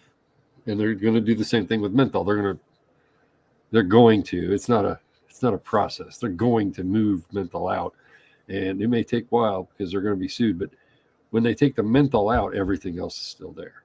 So, and then you can just take a spray and go with your Listerine, and that's what's going to happen. And people are going to probably get sick. So, yeah. Again, I'm not a scientist. No. My conflict of interest is chocolate, though. Just for the record. There's chocolate in cigarettes, by the way. Did you know that? Yes. I could. Maybe not chocolate, cocoa, I guess. Oh. It's the tar that destroys lung tissue anyway. Yeah. Yes. It's all the same tar. Exactly. To be, we have to be 100% though. When we use the word tar in this instance, it's not like tar that is used to pave, to make asphalt. It is total aerosol residuals. It is an acronym, TAR.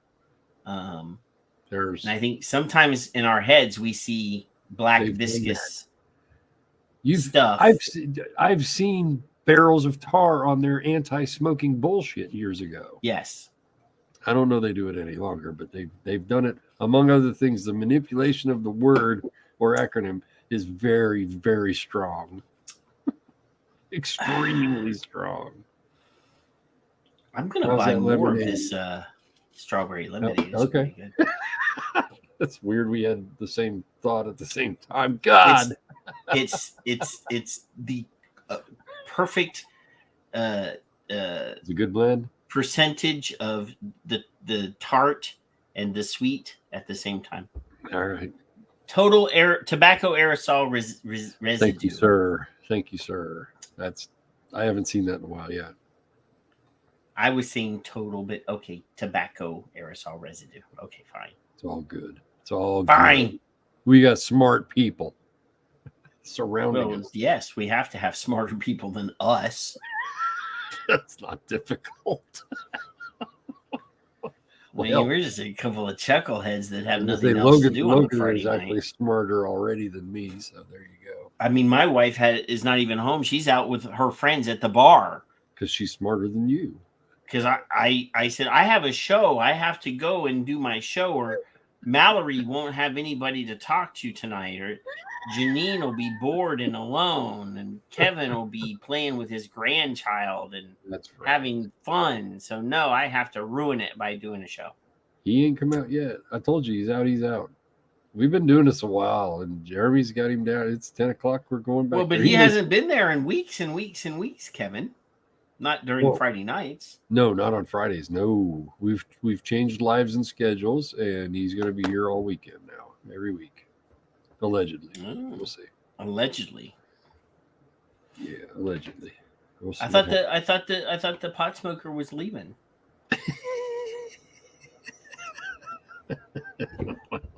Yeah, it's a curse.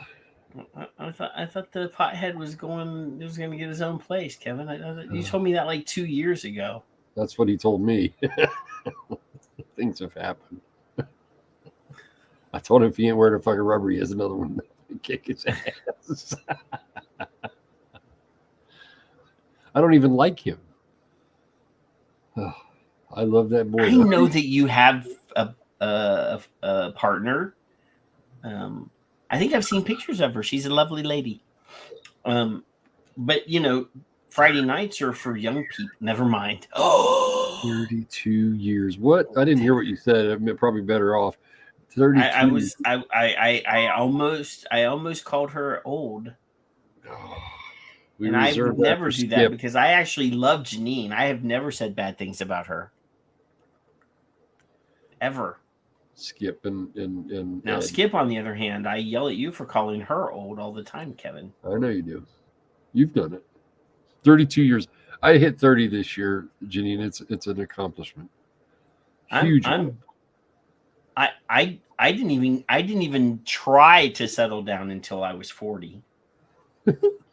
I was 25, I guess. 24, 25. I don't know. I was sowing my oats and doing all crazy shit, and I was not mature enough until I was 40. Well, and that's still under questioning. That's debatable. As long as she's trained you well enough. That's all. 30. Oh, look, I found another one. I didn't get a nap today, and you're wearing me out. BC high school students could face a public offense action. What's those stockade things called? Is that stockades where they stick you in there and they stick your little head out and your hands are just dangling? They're called the stocks. I think the parents should be in the stocks for like 3 days in front of the school. That's what we should do. Karen's gonna parent eventually. It's Karen's got a Karen. Then my tax dollars are being abused and wasted on stupidity, and this is just pissing me off. And they're not even my tax dollars in my state that I know of yet. Do you actually work and pay taxes, Kevin? No, I don't work. Okay, I was just checking. Here's what I'm thinking: if you got parents that parent, and then like the PTA involves themselves in this, and they say, hey, we're going to have a parenting class, then everybody would take that class. No. All right. I was just checking. Here. All right. Let's see. Go on. As we approach the school year, health experts are warning parents about the resurgence of vaping and e-cigarette use in kids. Alyssa Dittner is a complex disease navigator and COPD program coordinator at Navant Health. She says 1 in 5 high schoolers is becoming addicted to nicotine, which makes them 4 times more likely to become a cigarette smoker in the future. Prove 11%, 11% now 20%. It's declining. It's becoming worse. I want them to prove to me, to show me, give me some evidence of the fact that kids that vape will eventually become smokers. Show me. I can't. I've tried. It typically contains 5% of nicotine concentrate. So she looks familiar. To about 20 We've had her on before. She looks like she's 12. We've had this woman. That woman right there has been on this program before.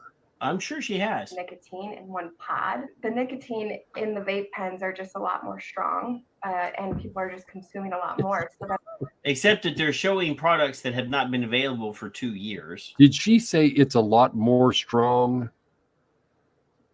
Back that up.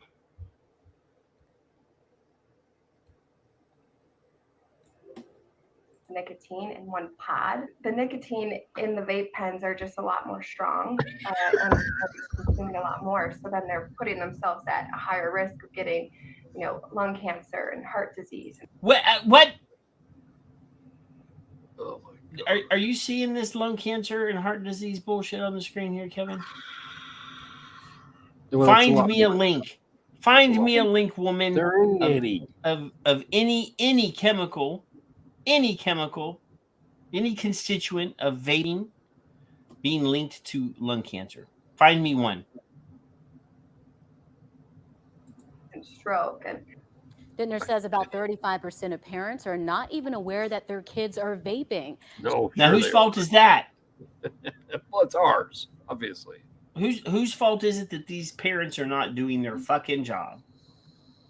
She recommends parents educate themselves about vaping products before talking. Now, that guy has a mod that I need. Educate themselves about vaping. That's a Lost Vape E-square. Products before talking to their children about the dangers. Really just supporting and not scolding your child, I think is really important. Okay, that's the first thing she said that was correct. Yep. Don't demonize, don't frighten, don't scare your kids. You sit down and talk with them about vaping, about the stresses in their life that are maybe causing them to vape. Maybe you find out that your kid is neurodiverse just by looking at this and saying, oh, well, you're having a lot of trauma and a lot of stress. Yeah. Maybe you're one of the people that need to be tested. And just opening up that dialogue to inform them about the risks. Because again, many people really think that e-cigarettes are safe and just because they are safer. Water vapor, but it really consists of many chemicals and heavy metals. Quitting smoking isn't. I have never found Megadeth in my nope or Slayer or Metallica. None of the heavy metals that I'm aware of are in this. I'd like you to address Bruni's question, please, if you don't mind. Is it the government's job to control one's kids, Patrick? Bruni, maybe in these the socialist state of Australia, but not here. And I'm sorry about Olivia Bruni. Oh man. What? Oh, just I can't understand how these people can continue to do. Fred, why? How does Bruni know what's going on in Canada? Because he lives in Australia. I think he put a link in there earlier. I don't know. Easy. It can be frustrating and exhausting, but there are several free resources that can help. There's an app for your phone that will help you quit vaping. Yep. But apparently, nicotine is so addictive; it's as addictive as heroin. But a phone app is all you need. That's it. It's proven. Thousands of More quit. details, just look for this story on WFNYnews2.com. So yes, tobacco control math shows that helps, Patrick. So I don't know why you're questioning it. Obviously, in rats, nicotine is so addictive. You have to actually put them in the box with the nicotine button and shake the box so that they're so scared and stressed out that they hit the button. Otherwise, they're just gonna, lick themselves and clean themselves and act like rats. My cat is very docile. And today we've had very intelligent doctors of neuroscience on this show that says that rats won't punch the nicotine button unless you make them punch the nicotine button. They're not very motivated. Just saying, you fucking liars. But the lemmings or the herd, the sheep, the sheeple will listen to anything that you say. So when somebody with American lung or whatever comes out and says, "Oh, nicotine is the scourge of our society," and because they're experts, our children are going to die a horrible death because they're vaping. Don't question the authority, because it's not even addictive in rats. Johnny Cougar was right. The authority always wins. I fight the authority, and authority always wins. That's now, right. But he's not Johnny Cougar. He's Johnny Mellencamp. I know. He dropped the cougar. He dropped the cougar. Drop something. So Steve Forbes is our friend, but he just published. Well, this says 3 in 5 Americans support stricter vaping laws, poll finds, and this is from Brian Bouchard, Forbes staff, and he put under here, "I cover breaking news for Forbes." So somebody can put in at least three different videos from Mr. Forbes himself underneath that link on Twitter. Yeah. At least 3 in 5 Americans support stricter regulations on e-cigarettes, according to a Gallup poll released on Friday, amid a national campaign to curb e-cigarette sales as devices like Juul become the tobacco products of choice over cigarettes. I have no idea what you're fucking talking about, because Juul is literally going bankrupt because nobody's buying them anymore. Kids are going off to something else. They're going off to the something bars or whatever. Something bars. You can't even sucker kids to buy Juul anymore. Probably not. Not even and from this. They're talking about Juul, and they have a picture of this guy blowing a huge cloud outside of a place called the Vapor Place, where they misspelled vapor and they put a U in there.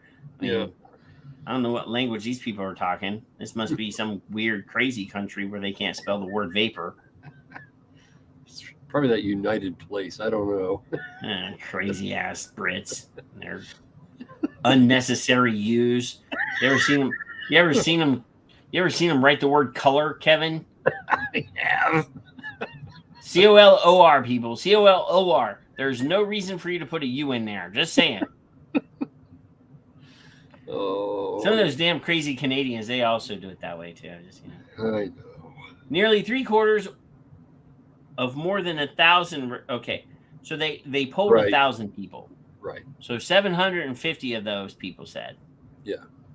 Nearly 3/4 of more than 1,000 respondents support requirements on tobacco companies to lower the amount of nicotine in cigarettes to make them less addictive, while 55% a $1 increase in the federal tax on a pack of cigarettes, according to the poll, which was conducted between July 5 and 26, 1 month after the FDA banned the Juul from the U.S. market. And that didn't even stick. So 3/5 of all Americans want to ban things from other Americans. That's what. Yes. Yeah. Okay. So, I'm sorry, Janine, but you're wrong. There's no reason to put unnecessary use. You're just using up use. You don't even need to use. Sorry. 61% of respondents who said they support stricter vape laws, as a jump from 54% that supported stricter laws in a Gallup poll last year, but slightly less than the 64% in 2019. So what you're saying is that Americans have their heads up their ass and they're they're waffling. They're waffling, Kevin.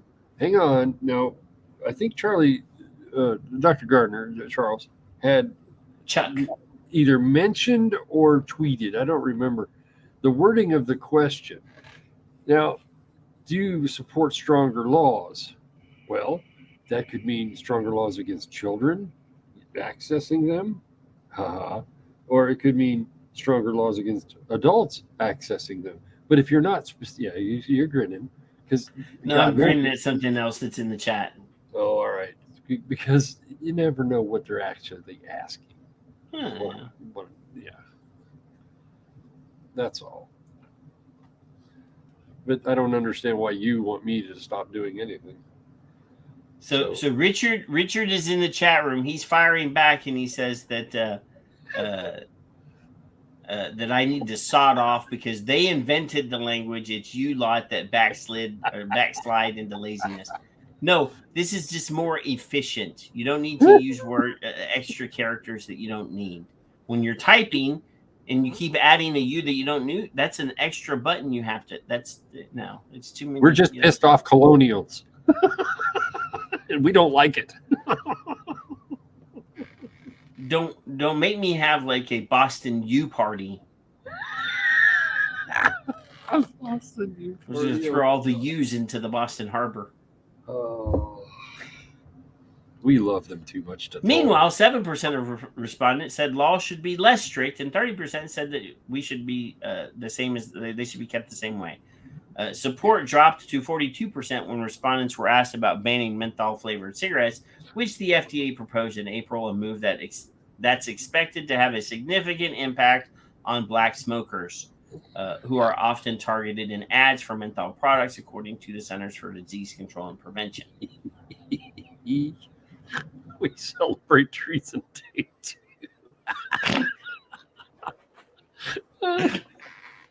Oh my God. Oh, I'm gonna secretly break into every one of your houses and remove the U from your keyboards. I'm gonna send little elves to all of your homes. No, then they're just gonna use a V. And then we're really gonna be mad. Then it'll look Greek. Democrats were the most supportive of stricter laws, 69%, above independents, 60%, and Republicans, 53%. Non-smokers were also more supportive of stricter laws than smokers. Duh. Yeah, sure, make the laws that don't affect me more strict. That doesn't specify whether they're independent, Democrat, or Republican. They're just non-smokers. Non-smokers were also more supportive of stricter laws than smokers.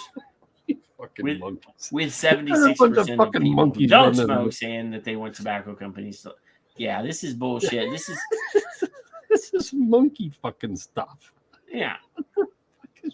You're just throwing poo at the wall and going, yeah, look at that, Bob. There's a U over there. All right, now I gotta fucking read this. All right, we gotta keep going here. I was gonna stop, but somebody get rid of the porn bot, please. I see the word plummeted. Plummeted. Cigarette use among adults in the U.S. has plummeted over the past decade from 20 to 11%, according to Gallup. Meanwhile, the use of vaporizers has increased over the last 4 years. 8% of adults report they vape, while use among teens has skyrocketed, raising to roughly 20% of high school students. So in 4 or 5 articles, we've gone from 11 to skyrocketing. All right, motherfuckers. We got to do this stupid fucking... Okay. All right. All right. I'm going to Google right in front of you, asshole people, so that you can see this. Okay. Number of high school... I can't spell high school students. We certainly, Rooney, needed that U in plummeting. All right. So now it's 15.1 million students. So they're saying that 20%, roughly one fifth of these high school kids are saying 15 point. So they're saying a while ago it was 1.5 million in one of the articles we read a while ago. Yep. Now they're saying that 20% of these, so that would be roughly 3 million? Is that the proper math? Am I doing this math in my head properly? 20% of 15 is 3. Yeah. Am I gonna have to pull out the calculator? 6, 9, 12, 15. Yeah, that's good. Close enough for us. 3 million. But that's 2019 to 2020. They're not adding in the past 2 years. See how that works? Isn't that wonderful? They're using data from 17 years ago to make it sound right. It's tobacco control math. Mark's in the room. Thank you for getting rid of Mr. Porn, dumbass. Did it take forever for you guys to? I asked you guys. I made you guys all fucking wrenches. I think we pissed them off about the U. Yes, it's 3,020,000. So now they're saying that instead of 1.5 million teenagers, it's 3 million. Right. This tobacco control math is, So according to the Journal for the American Medical Association, Juul Labs, one of the primary e-cigarette manufacturers, has come under fire over the past several years for marketing flavored products to children, buying ad space on Nickelodeon, Cartoon Network, and in 17 magazine. Yeah. And the FDA had 6 billion hits on theirs, so. I mean, I don't know I never saw Nickelodeon. I never saw a Juul ad on Nickelodeon. And if it was on Cartoon Network, it was probably during Adult Swim, which is the late night segment of Cartoon Network is adult cartoons. I'm going to quote George Carlin, and so everybody needs to pay attention. He looks intelligent. He's full of shit. That's who this person is. Whoever that is. The next question, I asked this question 2 weeks ago or 3 weeks ago, kind of snarkily, Kevin? I don't pay attention. What was the question? You heard the question because you went, oh, that's a you don't want that because when I asked the question, I said, what? I'm going to take this off of the screen. I said, what'd you say? Does everybody that gets lung cancer, were they smokers? Exactly. Or were they around smokers? Exactly. My and mother does was everybody around that has heart disease? No. Were they smokers? No. So are you putting every heart attack and every every lung cancer case into this number? Yes. Yes, he did, Steve. Child worship. So my mother was with my father for 20 something years. I don't know. And remarried another man who smoked as well. About a year before he passed, he stopped. She did not die of either lung cancer nor heart disease. Now, wouldn't you think, with all the things we've heard in the past, my 54 years, that my mother would have died of secondhand smoke, if nothing else? Mm-hmm. That's my question. It's a rhetorical question, but that's not what's on the certificate. So there you go. She never smoked, ever. Never going to get it. No. Allegedly, she was a good girl. Allegedly. Well, she raised you. Well, that's debatable, but either way, she was around secondhand smoke all her life. Literally. Her mother smoked, her father smoked, her husbands both smoked. So some kids smoked. So Fred, I'm sorry to hear that your mother passed away, because it's been more than 2 years since I've spoken to Fred. Yeah. So Fred says that his mom smoked for 30 years, and she just passed away 2 years ago, and she was 97 years old. 97. Wow. Now I have patients that I see that still smoke and are in their 90s and have no problems at all. And that was the question. Now, I'm not saying that cigarettes are good for you. Correct. And I'm not saying that cigarettes don't do damage to your lungs. But what I am saying is that everybody is different. We have biological differentiation. So some people are more susceptible to bad things than others. There's two sides to our world. One is, and some aren't going to like this, and some are going to agree, and it's fine. We're all still friends. Don't start a fight on my show, Kevin. I'm the only one that can do that. Some people, well, you can elaborate on my statement. Some people say 480,000 people die a year, and that is solid evidence. No matter what. And they say of smoking-related illnesses. Smoking or smoking-related illnesses. Other people say we are parroting what they want us to say. Now, I'm kind of in the middle, because I see things like he just said, and I see things like my dad, and I see things like my grandparents, all of them. And then I go, my grandmother stopped smoking 15 years before she died of lung cancer. She also drove a diesel bus. Now, I don't know. Dad was in plastic industry all his life. He was breathing in plastic all his life, right? So I'm on the fence on that. I really am. I don't think 480 is the exact number. I think that's the contributing number that they inflate, twist, enhance. Well, that's the number that they use in every ad campaign. But if smoking goes down, how do those numbers go up? There's all kinds of window. Kevin, I don't believe that smoking is nearly as low as what people think it is. No, I do not either. Jeffrey's in the room too. So I think more people are smoking now than what they claim. Right. Because they want that number to go down, but they don't want to go down too low because they still want to be able to have a job. Right. Correct. So what I want is not. So they want to show that they're successful a little bit, so that they can show that. Yes. But well, of course, it's lower than it used to be, Fred. But I have seen just in the last month, the last couple of weeks, because I'm out in my car all day. I'm seeing more people holding cigarettes out windows of cars while I'm driving at stoplights and stuff than I have seen in a long time. Mm-hmm.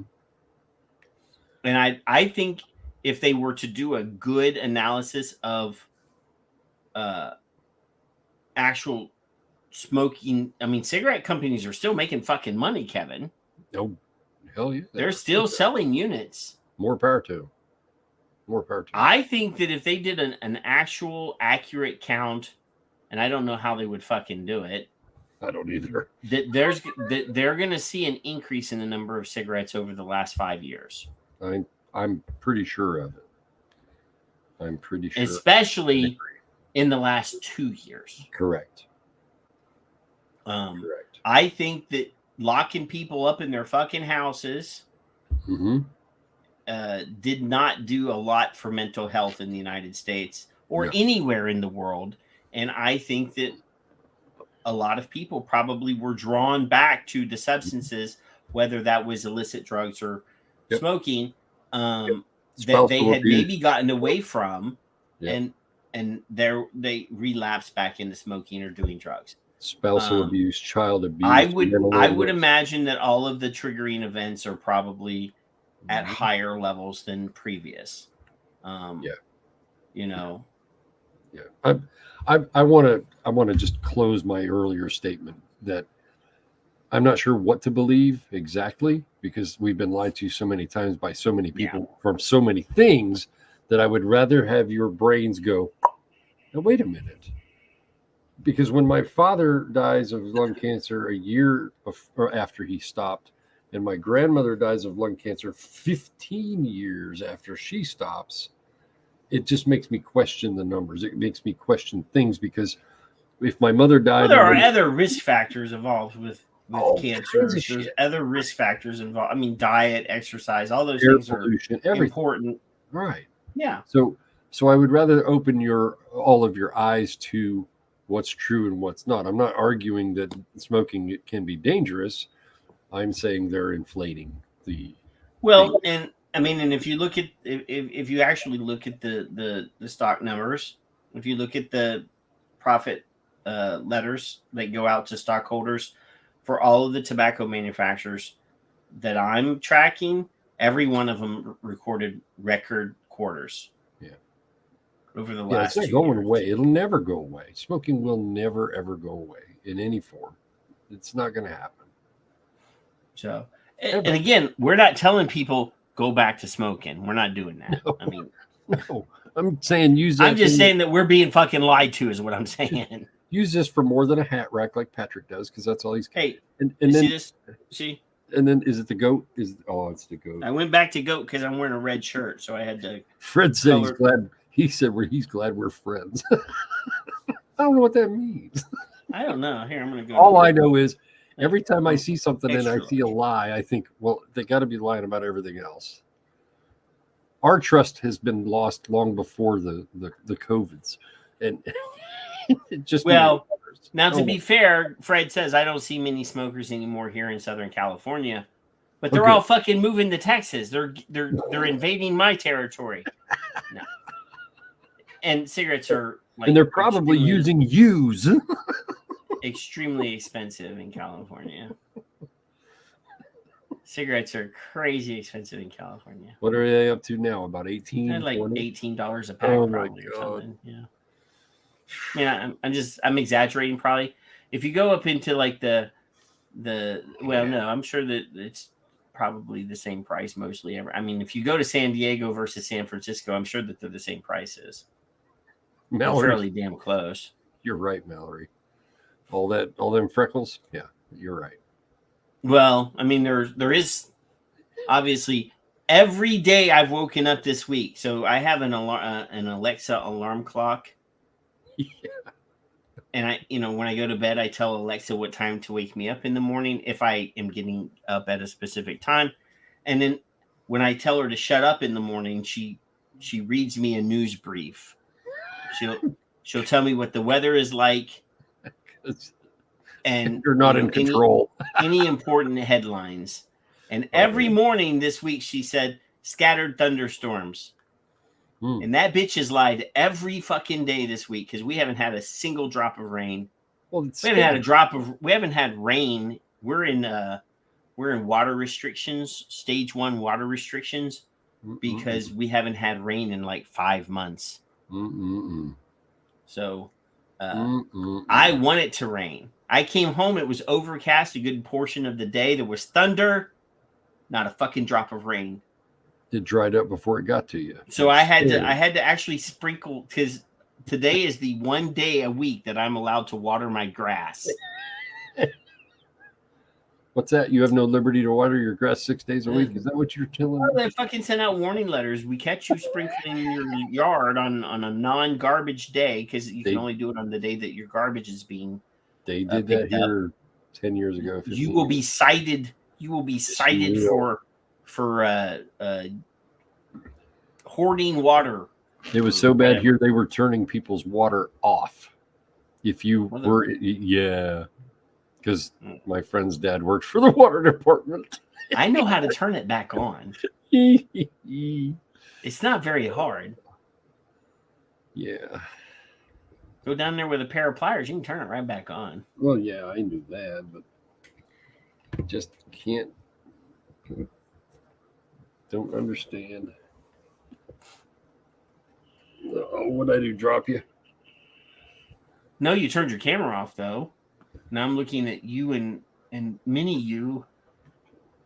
The fuck? No, I hit it with my leg, I guess. Ta-da, mini you. Isn't he cute? He's a cute little shit. I know, but I do mourn for the fact that when he grows up, he's going to look just like you. He's so fucking adorable, though. By the time he's like your age, like 80, he's going to look kind of scary. Look at him. Look at him. We were wearing masks. I think he's smarter than you too. He is smarter than me. Yeah. Man, his vocabulary. It just about 3 months ago, it just click, and he's saying all kinds of fun stuff. He's using words. He said today he dropped a book and he said, "Oh, it's heavy." Oh dear God! I just found one of your tweets. Oh well. Now I'm gonna open it up and make fun of you on screen. All right, that's fine. I don't care. Okay. You leave Skip alone for 3 minutes. That's good. Open image in new tab. There we go. What is it? I don't know. All right. This is one of your incomprehensible lines and underlines and highlights. Yeah, you've already bitched about that. This looks like a spider just like shat all over your thing. It's supposed to be that way on purpose. But this is like just one example of like of my crazy plethora of your tweets. Yeah, not the tweet. It's the meme or the meme or whatever. Any efforts to entice minors to use tobacco products are a concern for FDA. And then you draw a line over here. Yeah, and I know. I think that people just retweet your shit because they think, oh, he has to be pretty smart. He has all these lines and highlights and shit. Every line goes to every answer. Even though it's incomprehensible. It's like all you need to know is I did the comprehension for you. Coalition of alliances. We should have a meeting about that. Just to be sure and have a consensus. A coalition of alliances. We are the coalition of alliances. It's a private group. Can you vape at the park and not get tased? I don't know. It's all connected, Rudy. Rudy gets it. He gets me. You definitely can't. Oh dear Lord! Not in Jersey. I think that was in Jersey. I don't remember. So all right, I have to ask you. All right. I'm going to show you a tweet. This has nothing to do with vaping, but one of my favorite writers tweeted a picture that is confusing the fuck out of me. What? So there's a book. Now this person. This person has tweeted is reading a book, and the book is titled "Why Women Have Better Sex Under Socialism and Other Arguments for Economic Independence." Does anyone believe that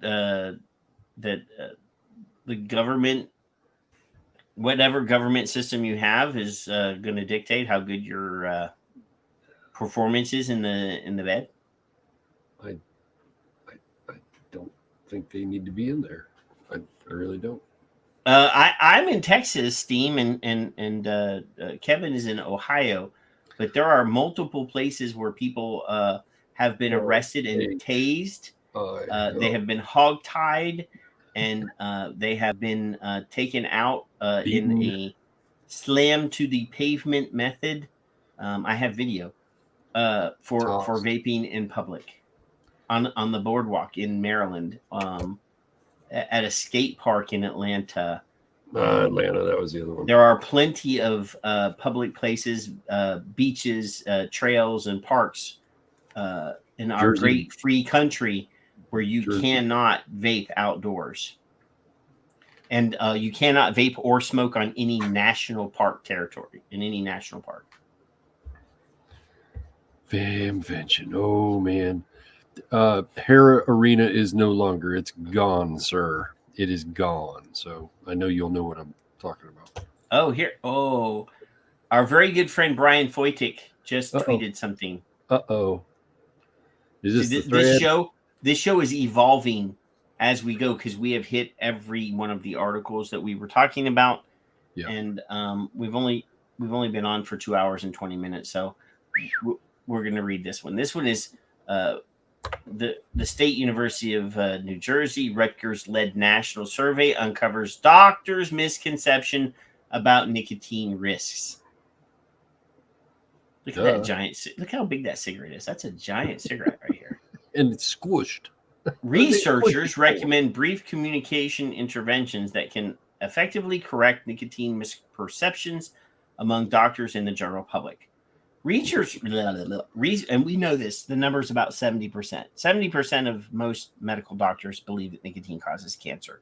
So anyway, I thought it was 80, it was 70 here and 80 in another country. They've done different polls, and I'm just averaging all of them to say about 70.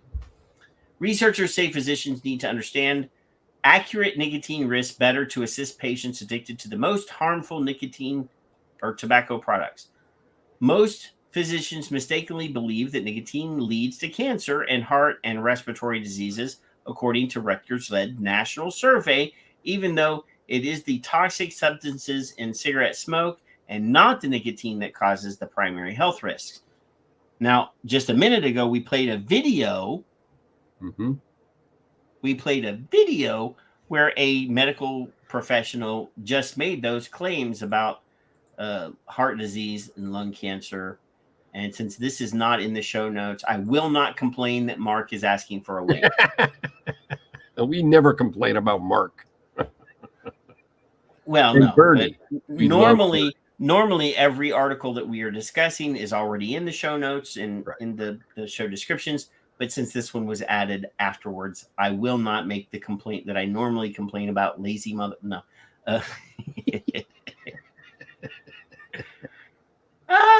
Okay. The study.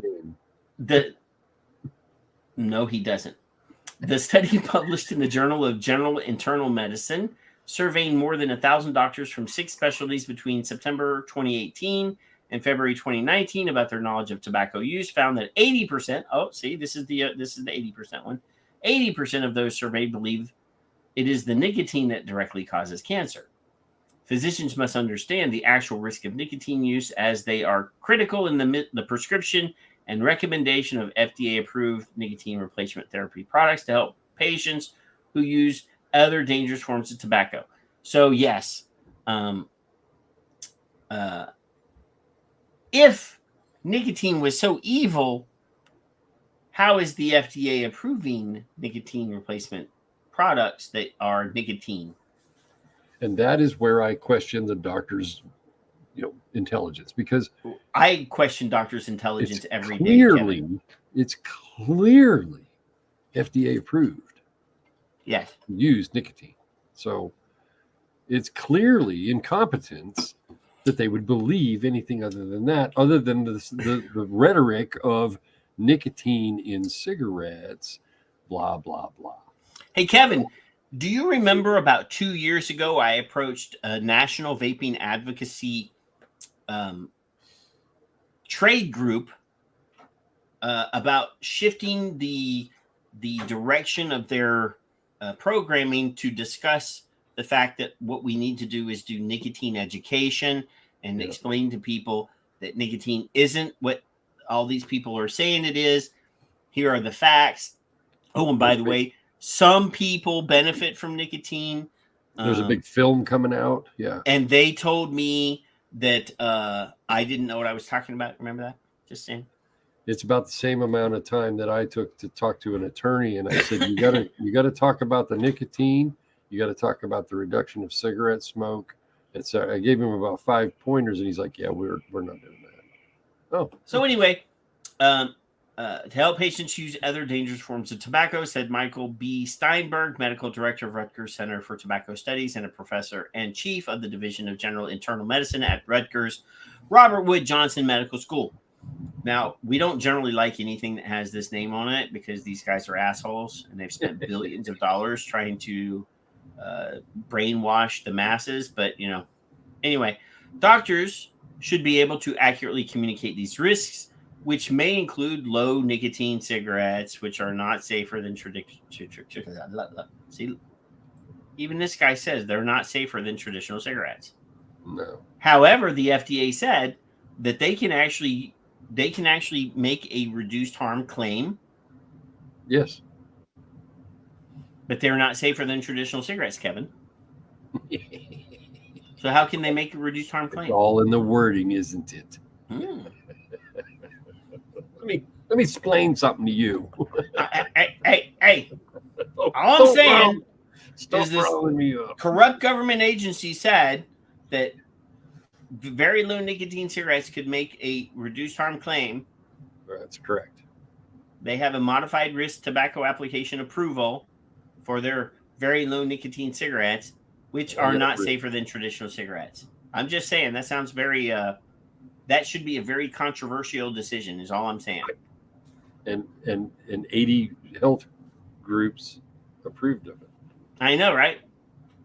So Rutgers-led survey asked physicians in specialties ranging from family medicine, internal medicine, obstetrics and gynecology, cardiology, pulmonology, or pulmonary and critical care, and hematology and oncology about their understanding. Now, I have to ask, if you have an oncologist that doesn't understand that nicotine doesn't cause cancer, you need a new cancer doctor. You think? Just saying. About their understanding of tobacco treatment practices, harm reduction beliefs, and tobacco and e-cigarette use. Although nicotine's primary risk is addiction or dependence on tobacco products, researchers found that 83% of doctors strongly believe that nicotine directly contributed to heart disease. In comparison, 81% thought it contributed to chronic obstructive pulmonary disease.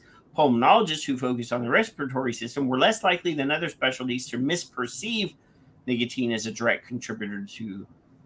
So actually, the Indian doctor, because most pulmonologists that I've ever worked with have been from India, by the way, who focus on, that's rude, I apologize.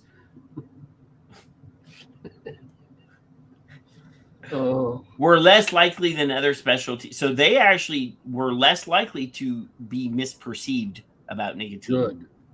Family doctors were more likely than oncologists to misunderstand nicotine as a cancer-causing substance. Less than 1% of doctors surveyed correctly agreed that nicotine directly contributed to birth defects, while 30% did not answer the question, indicating they did not know the answer. At least they didn't answer with something, it's the wrong answer. They admitted that they didn't know. Right. Younger and female doctors were more likely than males to perceive correct nicotine risk causing birth defects, while OBGYNs surprisingly misidentified them than more.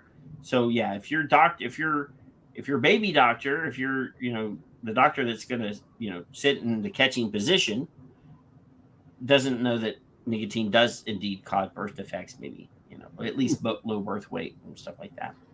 Look, it's got a tail. Have you been vaping? In the United States, an estimated 34 million people believe people smoke cigarettes. According to the Centers for Disease Control, nicotine replacement therapies include over-the-counter products like patch gums and lozenges, as well as other prescription medications.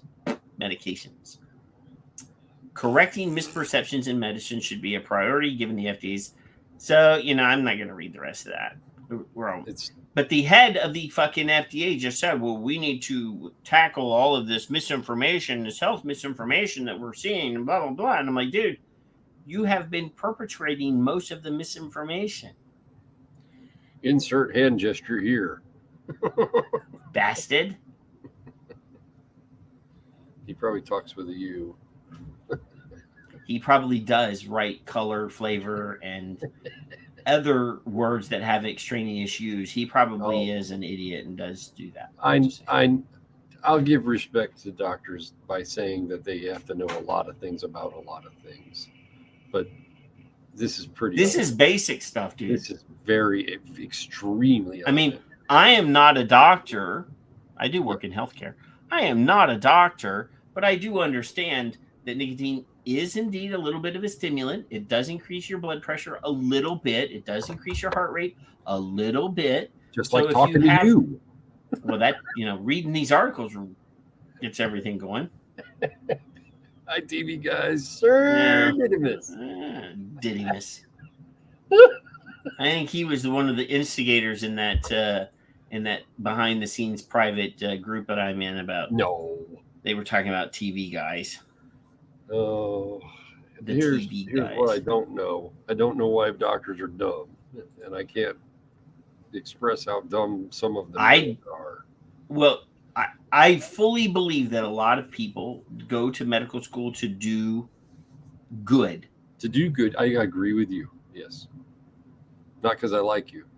Yes, it is a short-term increase. The half-life of nicotine is very low. It does, Patrick's stress on me is like triple the nicotine. So, dude, you're turning my hair gray faster than my wife. You're turning mine redder. Jesus. God. Nicotine is a gigantic unicorn. And it's been said since '88. It's been said over and over and repetitively and repeatedly and redundantly. And that's what they think. That is not true. Our friend Mark sends us pictures all the time and refers to us as TV guys. And he says, please make my wife laugh. We're only called the TV guys when Mark's in trouble, not us. Yeah. We had nothing to do with it. Don't make me pull up a picture. Oh my God. Don't make me pull up a picture. I think the last one was Gloria, so that was the one where she passed out at the toilet and had her head on the towel rack like this. Her and Bernie need their own award. Is Mark still here? I don't know. Let's see. Oh, there he is. Oh my goodness. That dog. And just let's see if Bernie or the any of the other four-legged furry friends respond to the. We really actually ought to dedicate next week's show to Bernie. I know, right? We should book Bernie as a guest. Oh, do we get not treats? with Mark, just Bernie? Do we get treats? I don't know if we can pass treats through. We'd have to get, they actually have a thing that you can buy on Amazon that you put dog treats in. Yeah. And you can go on your phone and hit a button on your phone and it shoots out a dog treat for your pets while you're away. I know. My son we need to get one of those. Yeah. We need to get one of those for Mark. One of the times we get one for Scotty too. My wife went through a bank and they give the kids lollipops. So Jeremy's got his head down playing with his Nintendo or whatever the fuck it is.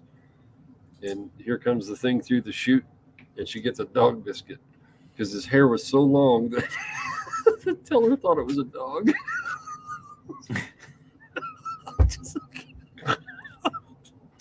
So yeah, that's what we should do. Is we should buy one of those for the vape shop for Bernie. That's right. And we should make the code public so that anybody can put the app on the phone. We just send Mark a couple dollars a week to put dog treats in it, and then anybody can just can go onto the website and push a button, and Bernie can get a treat. Feed Bernie. It's a feed Bernie thing. A good girl. So not only did we get Scotty, which is Tom's dog, but we also got Bernie's dog. Mark's not saying nothing. He's chasing the dog around. So one time he said, "Damn it." My vet would kill me. No, we don't want Bernie fat. You're right. No. But we can you get a treadmill too. So you put the dog treat thing at the end of the treadmill. Jesus. And when he's on the treadmill, then you can push the button. Oh my God. But there must be a 24-hour webcam. Right. Pointing at Bernie when this happens so that anybody on the internet can just in case can have the joy, like watching a bird's nest. Yeah. Should put one on Glance. Oh no, never mind. I want a dog. What I want on Glance is a dog collar, a shot collar, and also to give that number to everybody on the internet that can hit the button. I agree with that. I think we should that would be a perfectly good method for punishing criminals. We also could give him dog biscuits and maybe he'll get fat. So every rapist everyone that's convicted rapist should have a shot collar on their now you got her all pissed off. And then they should also have to be followed around 24/7 with camera crews, and they could broadcast it and put the phone number on the bottom of the screen, and everybody could call the phone number and hit the button and zap them.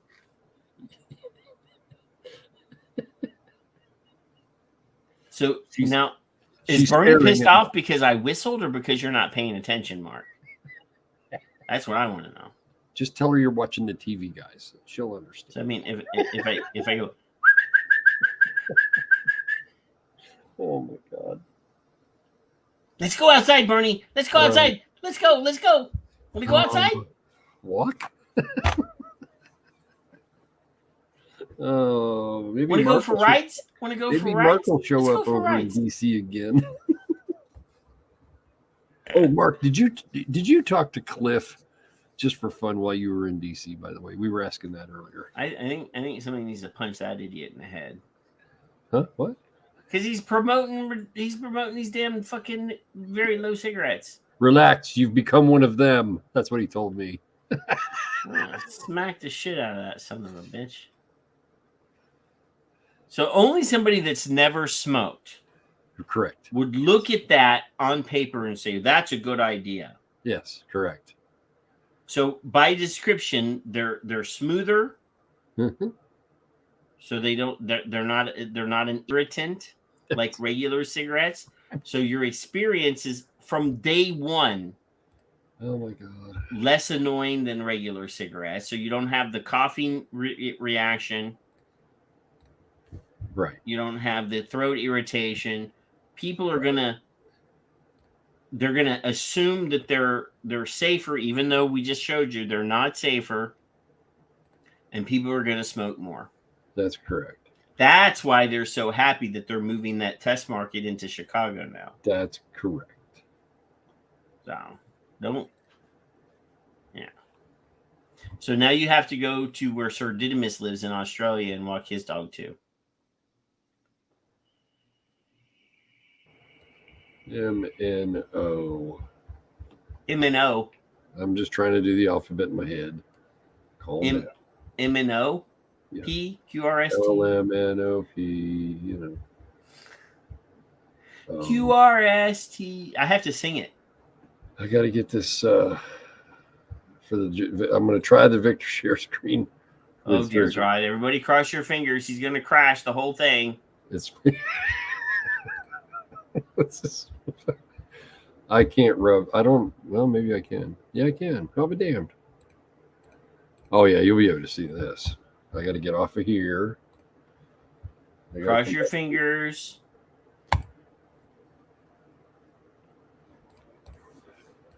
There we go.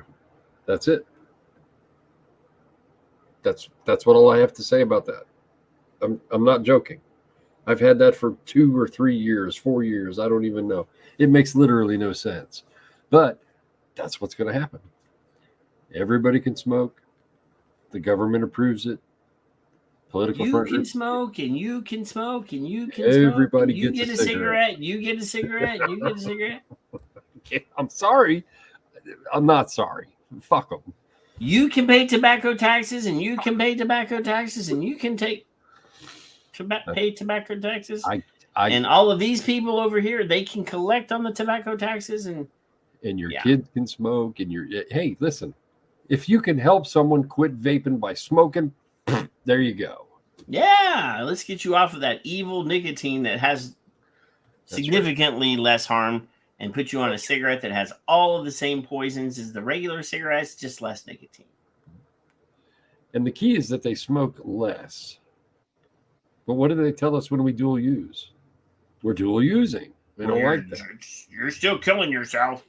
What do they say when you relapse from a patch or a gum? What do they say, Patrick? What do they tell us? What have they told us? It's the ones that you didn't smoke that's the most keep important. Trying, right? It's keep trying. Do it harder. Tell your friends to fuck with you. Make sure you don't smoke. Keep trying. Fuck all that. Hey, now you know though there's a new study out that just says that kids who vape tobacco are more likely to go on to use cannabis. You know why, Kevin? Because they were already using it? No. Because vaping tobacco is demonized, assaulted, and belittled, whereas marijuana and cannabis is heralded and promoted, and everybody thinks it's perfectly okay now. Right. I can't believe these porn bots are normally they go after the big channels, guys. And thank you, Mark. Mark said he did talk to Cliff the night before over a beer. That's even better. I would have smacked him in the nose. He pissed me off now. I was his friend. I liked him a lot until he tweeted promoting the very low nicotine cigarettes. There is a chance that someone could or might reduce or stop smoking, and maybe they'll say, well, I'm going to take everybody's wrenches away because you're not taking care of this porn bot. I can't express enough that I really, really was so against this. And on the other hand, I'm like, all right, I don't care. It doesn't affect me personally, but God, it's not. Gosh darn it. The truth. It's not the truth. So, and they told me the truth. They answered my questions. Surprisingly, I never thought they were going to. The other guy said, I said, can you show it without tobacco? And he said, well, look in the troves of the glance tobacco thing, which is really actually a great resource. And I'll find it eventually. He never answered me again. So I've got other tweets where these guys have answered me. He was the president at the time or the CEO or something. And even he couldn't show it without tobacco. He just referred me to tobacco. So it's all silly. Did you get him? I tried to block it. It said that there was an error, so I'm assuming that somebody else did it. Somebody did. Not showing up on my. It's been like 3 or 4 times. I don't know why we got it tonight. Normally they only go after the big channels, and literally we are not a big channel. Well, I can't even twist the arms of the people that normally watch the show to follow the channel. So But anyway, Mark Gunther, Kevin. Ooh. I spoke to this gentleman on the phone. He interviewed me on the phone, even though he didn't. I don't think he used anything that I said to him because I was angry at the time, and I probably sounded like a conspiracy nut. But don't we all? Yeah, the Half Truth Initiative: How an Anti-Smoking Group Lost Its Way. This was good. And this is old, but we're going to read it anyway. Because we don't have anything better to do. And I'm not ready to let Kevin go to sleep yet. My wife just got home from her night out with the girls. So she's probably drunk and sloppy. So now, maybe I'll go check on her in a minute. But anyway, the most famous anti-smoking campaign in history was branded simply as At Truth. It was launched in 2000 by the American Legacy Foundation, a nonprofit organization funded with $1.5 billion from the proceeds of the the Master Settlement Agreement. Yes. So Crispin Porter Boguski produced hard-hitting TV commercials, including one called Body Bag, in which young people piled bags of dead bodies outside of the headquarters of Philip Morris in a graphic reminder that smoking kills. The industry hated the campaign, and for good reason. 1 in 5 teenagers then smoked. So they're saying then that 1 in 5 teenagers smoked. 20%, Kevin. Where did we hear that number just a while ago? From us.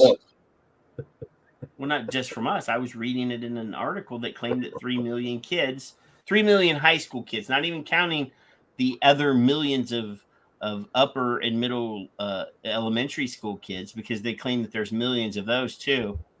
So if you follow their numbers, the tobacco control numbers, there are more kids that vape than adults. It's about a gazillion and a half. So, yeah.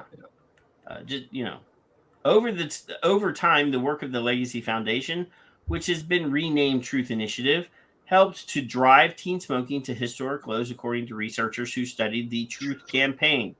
Sure. Last year, a mere 1.5% of middle school and high school students reported smoking in the last 30 days. That's a victory as far as I'm concerned. Right? Yep. Sure. Sure. Yeah. So they're saying 1.5%. That's what they're saying right there. Yep. So that should be a victory, right? They should be running laps going, woo, we won. If only 1.5% of kids are experimenting with products that they're not supposed to use, that is awesome, because I can guarantee you, if you put the number of middle and high school kids that were drinking alcohol, it's more than that. Wait. It's more than that. This is an amazing success story, says Robin Mermelstein, a former president of the SRNT. Is she one of the 15, Kevin? Is she one of the SRNT 15? I don't recognize her name. Mermelstein. Anyway, the world's leading professional society focused on nicotine and tobacco told Filter, there should be a lot of cheering for the steep and consistent decline in tobacco use. In a rational world, Truth Initiative would celebrate this victory and continue its anti-smoking work. And we told you when this happened like 8 months ago that they shifted their mission statement quietly on their website without telling anybody that it was no longer a tobacco-free future, that they had shifted their mission directives to include or to specifically be a nicotine-free future. And opioids. Yes. But at the time, it wasn't included. Opioids was not listed in their mission statement when we brought it up the first time. Instead, it redirected its fire at a new target, e-cigarettes. To the dismay of many public health experts, Truth Initiative has become an implacable opponent of vaping, exaggerating the dangers of e-cigarettes and downplaying the evidence that vaping has displaced smoking among both teens and adults. We're not talking misinformation. We're talking disinformation. This is willful misrepresentation of the facts. They have spun and ignored the science to cherry pick only information and data that supports the ideology of prohibition, said Dr. David Abrams, a professor at university, professor of public health at New York University, who previously directed the research arm of the Truth Initiative, known as the Schroeder Institute. Dr. Sally Satel, a psychiatrist and fellow at the American Enterprise Institute, who writes for Medicine and Culture, accuses anti-vaping groups of disseminating half-truths, non-sequiturs, and brazen falsehoods. About Truth Initiative, she told Filter, we're not talking misinformation. We're talking disinformation. This is willful misrepresentation of the facts. It's mind-blowing. This is an awesome piece so far. And she's talked about all these wonderful people that we are friends with and that we know and love. Just last month, Truth Initiative hailed the FDA's decision to shut down e-cigarette maker Juul.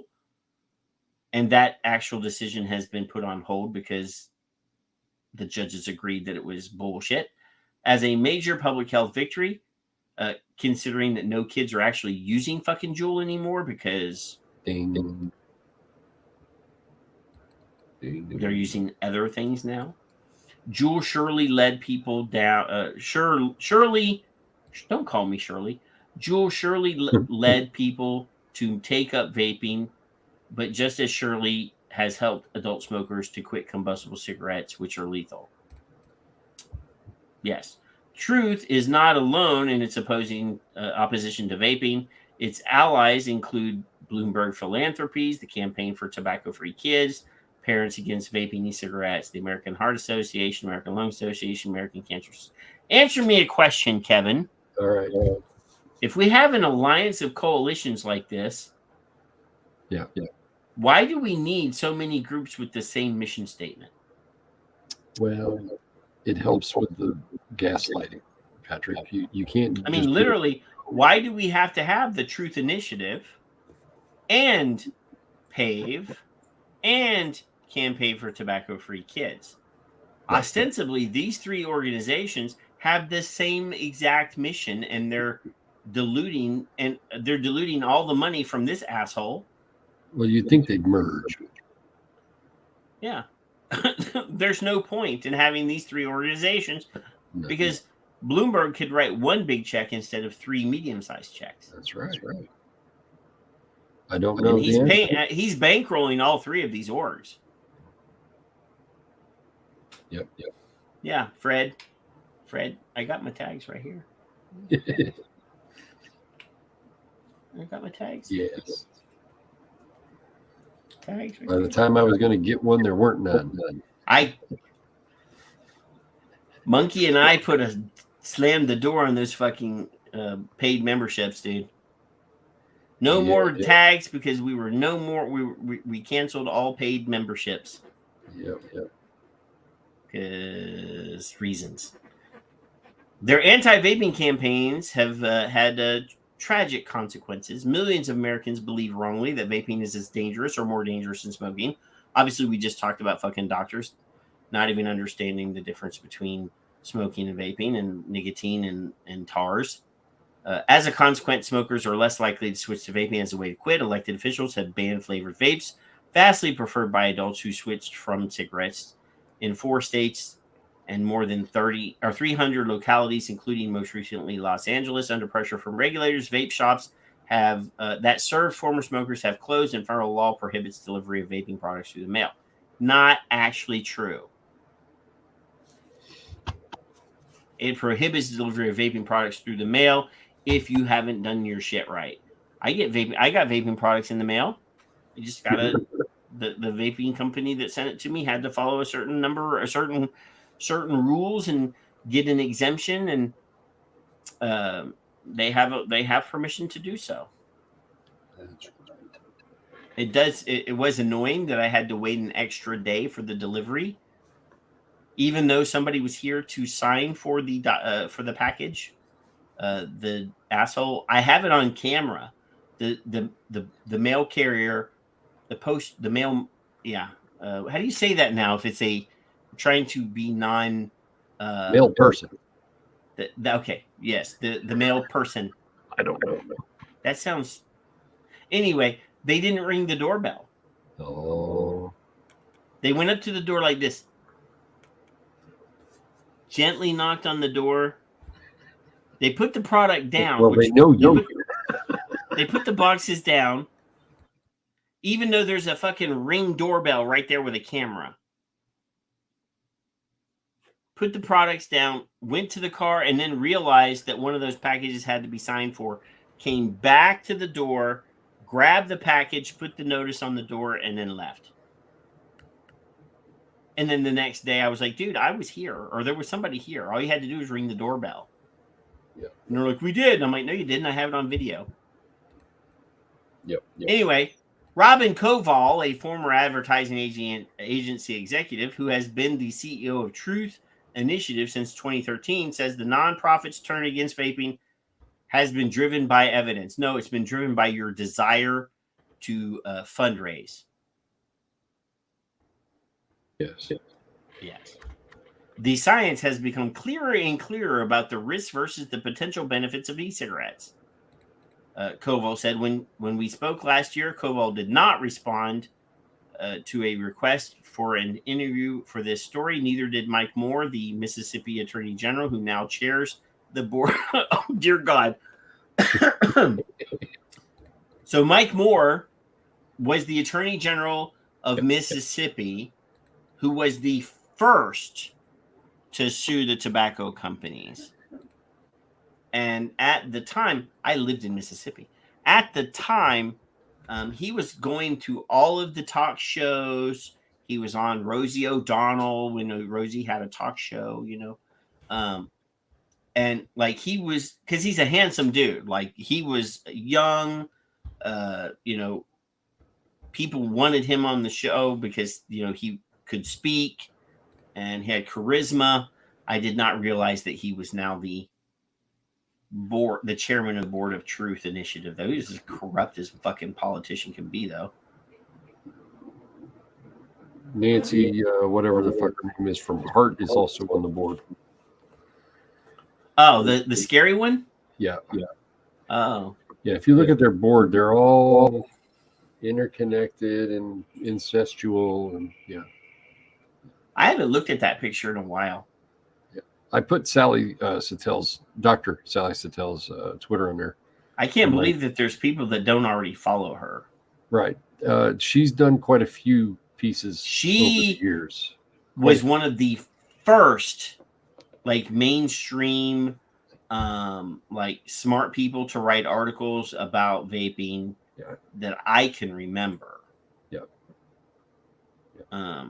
One of the first I came across, too, yeah. I was late to the game, of course, but I was digging pretty hard. I haven't shown this picture in a while, Kevin. Which picture?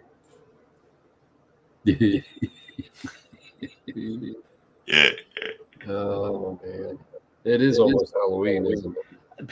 People suggested that I actually photoshopped this picture. That is not a Photoshop.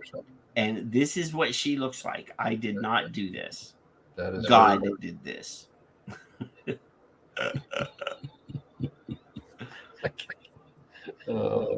They said that looks like that looks like it. That looks like Pennywise from It. Yeah. And that was her PR people published that picture. I just stole it and added some words. This looks great, Nancy. Let's go with it. I just stole it. Now, I will take credit where credit is due, Kevin. Of course. If I did something, I take credit for all my squiggly lines. I will take credit for this one. That's right. I've used that a lot. Now everybody can. I should have put this on a fucking t-shirt is what I should have done.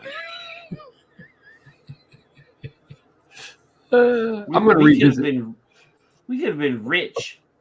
Could have been rich. That could have scared people away. I want to revisit what Mark did. Mark made a contact with someone purposely, and so did the person, being Cliff Douglas, And for that, I'm Porpoisely, like a dolphin. Huh? What? Porpoise? With purpose, on purpose. Purpose. That's the OU. Porpoise? We got the U in there. Man. Where is this at? Show that picture and everybody ran away. I know they're like, oh my God, no! Tisk, tisk, tisk. I know, I'm such a bastard. I'm looking for a specific thing and I can't find it now. I'm afraid of that.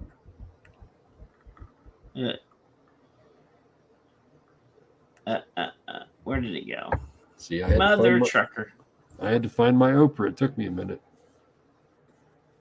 Under the pressure of crashing a system. Dude, I have like a terabyte hard drive over here with like folders and of video clips and. You scare me. I save everything, dude. I try to. Somebody asked me the other day for something about Glance saying it was more. They're better off smoking, and I don't think I got the message right away on that one, but I sent it anyway. I remember that he said it. I don't remember. He tweeted it. Yeah, I got a screenshot. I don't remember where I have it, but I have it somewhere. Michael's back. See, that's the thing. Once it's on Twitter and it's a screenshot, it's there for a while. Like, no, I download the videos and archive it and stuff. That's the problem. Yeah. And then I don't remember where I put stuff. Yes. It takes me a while. Yeah. I'm like, where did I put GFN's videos that I bootlegged? Right. It's under forum, right? Instead of G. Yeah. I do that too. Where did I put it? Even better, Mark.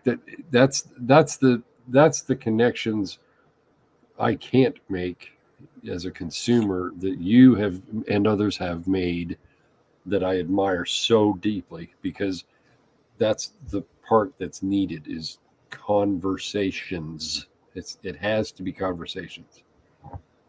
Multiple conversations? I don't care if Cliff likes the low nicotine there it is. cigarettes. I don't agree with it, but I don't care that he does. I do have all the videos from GFN 2020. That's when they gave me press credentials when I had backstage. Fred said under videos. I looked there. I didn't have it in the generic videos folder. He's hacking into your system. Oh, damn, Patrick. It's like fucking chaos over here is what it is. And you're bitching about me having little lines on my pictures. Nobody has to look at this but me. Well, that's true. Nobody has to look at my shit. And I will ultimately find it. Bruni got it. That's all I know. So Bruni got it. I got one person. I gotta upload this. There's Kathleen. That's not the one I'm looking for. She's a riot. Screw it. I'll find it later. Night, Richard. Richard says he's got to go. It's about 6 a.m. He's going to turn into a pumpkin. I just turned into a pumpkin about 10 minutes ago. Yeah. Wine. So anyway, how do you want to say goodnight to our friends, Kevin? I want to say goodnight to our friends that are here and have already left, that I love them dearly. And for business owners like Mark, that I consistently, I hope forever, although you may not agree with every tweet or line that I put in a meme, is for the business owner and for anybody who wants to choose to quit. And when somebody like Mark has conversations, it's plural, he said, with someone esteemed as Cliff Douglas, regardless of the stance, they're listening. He's listening. He's understanding what he's hearing. He may not have understood it the next morning when Mark did what he did, and I was glad he did it. How many chances can you have? And I was appreciative of that as well. And I hope it went well, and I hope Mr. Douglas understood that, because we are pissed off. We are extremely pissed off. you know? And most of us are beyond pissed off, but if you don't have conversations with your local state reps as a business, or people like him who have some sense of authority, you know, and respect from the body parts people, then, and allies, yeah. And you made an ally without having to try so hard. If he was willing, and we need more of that, and I think it's slowly coming, but it's been a long damn road, and I'm tired of pulling over every 4 minutes to fuck with 12 kids vaping in a bathroom with a strip search going on. It's getting beyond ridiculous. So that's how I feel. I love you guys very dearly, believe me. Wattage 30. What? That's like I'm vaping at 15 watts right now, Kevin. I'm pushing the envelope at 15 watts. Nope. I have to find somebody that still has these little Aspire devices. Yep. For sale. I'm using my glide tube tonight. I just like this, that you can take the little, this is the tank, and it just magnetically goes on there like that. Yes. And it's still rebuildable. I've never done any of that. I don't want to. But I want choices. I have 2 of these, and I need to buy a couple more to put in the Vapepocalypse cabinet, which I stopped putting stuff in the Vapepocalypse cabinet because it was full. But I went through the other day and I found some devices that are like maybe 5 or 6 years old. Yeah. So Janice would kill me if I said we're going to do rebuildables, because I probably could get it, but I don't want to. I don't want her fucking with coils. I want her to something simple as possible. She gets mad at what she has at times. So, hey. Anyway, Steve's going to hook you up. I have an MVP 1 and MVP 2. I have the VTR new in box that's still wrapped in plastic. So I have some old school shit. I have tons of mechanical devices that are old school. I have lots of House of Hybrid stuff that are new in box because I have a friend. Now this is an Aspire 0G is what this is called. Whoa, excuse me. But yeah, I appreciate you letting us come into your homes and whistle at your dogs and tell you funny stories. Yep. Oh, here it is. I think this is it.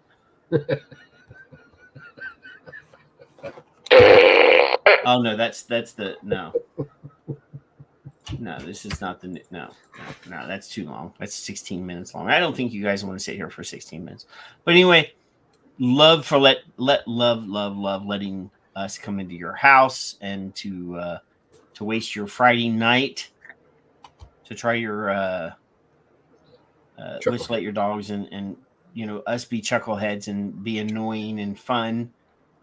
Try to teach you while still having a little bit of fun at it, and you know, being the target of our jokes, some of you. And you know, I just want you to know sometimes it feels like it's time to give up. But no, we're not doing that. We're still going to do what we've been doing. We've been doing this. I've been doing this particular show 7 years now, and before that, we were, you know, Vaping Militia Radio.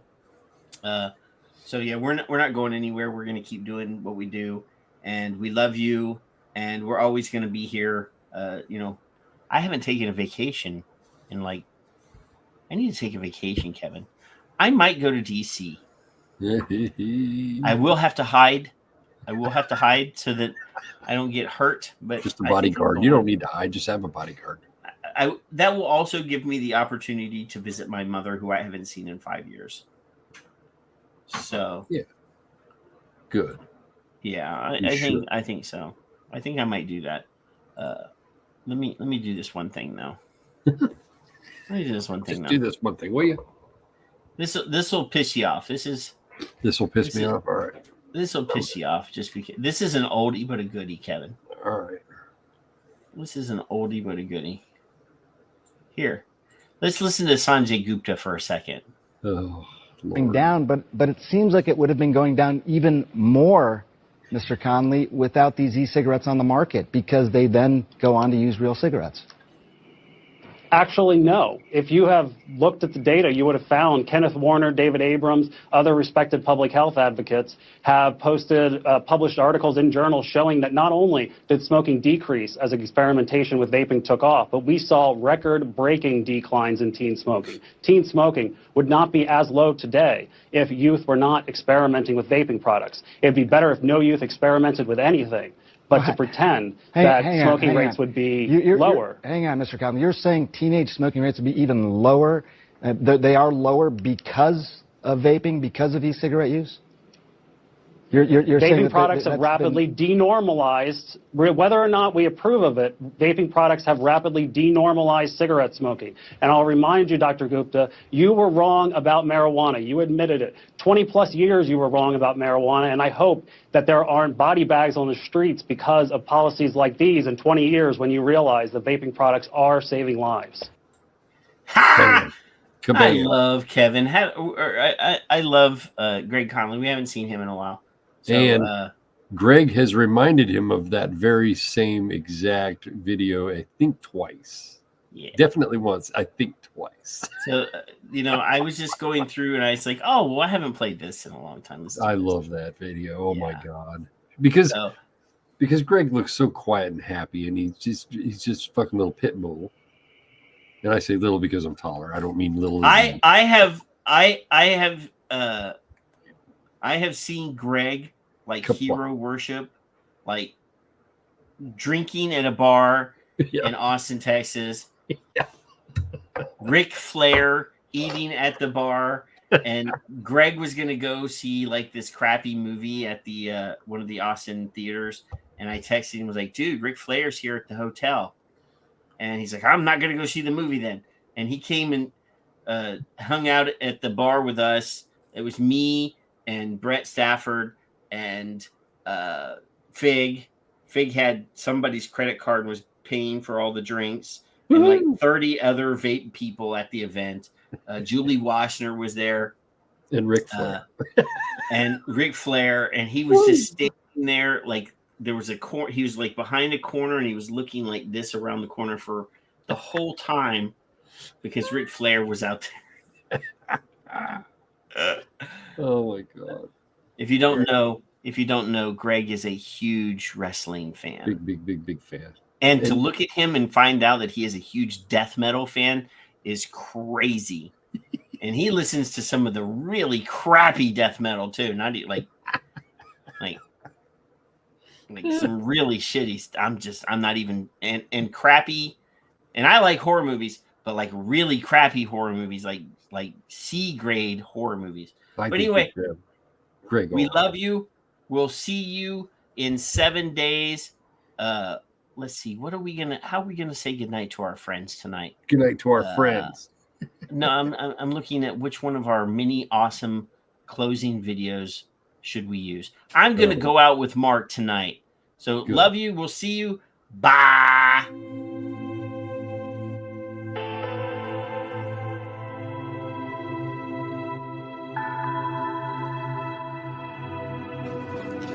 Locally, my clients are physicians, nurses, single moms, couples, multiple generations of families, seniors on fixed incomes, disabled, veterans, residents of assisted living facilities, and teachers at the local elementary, middle, and high schools.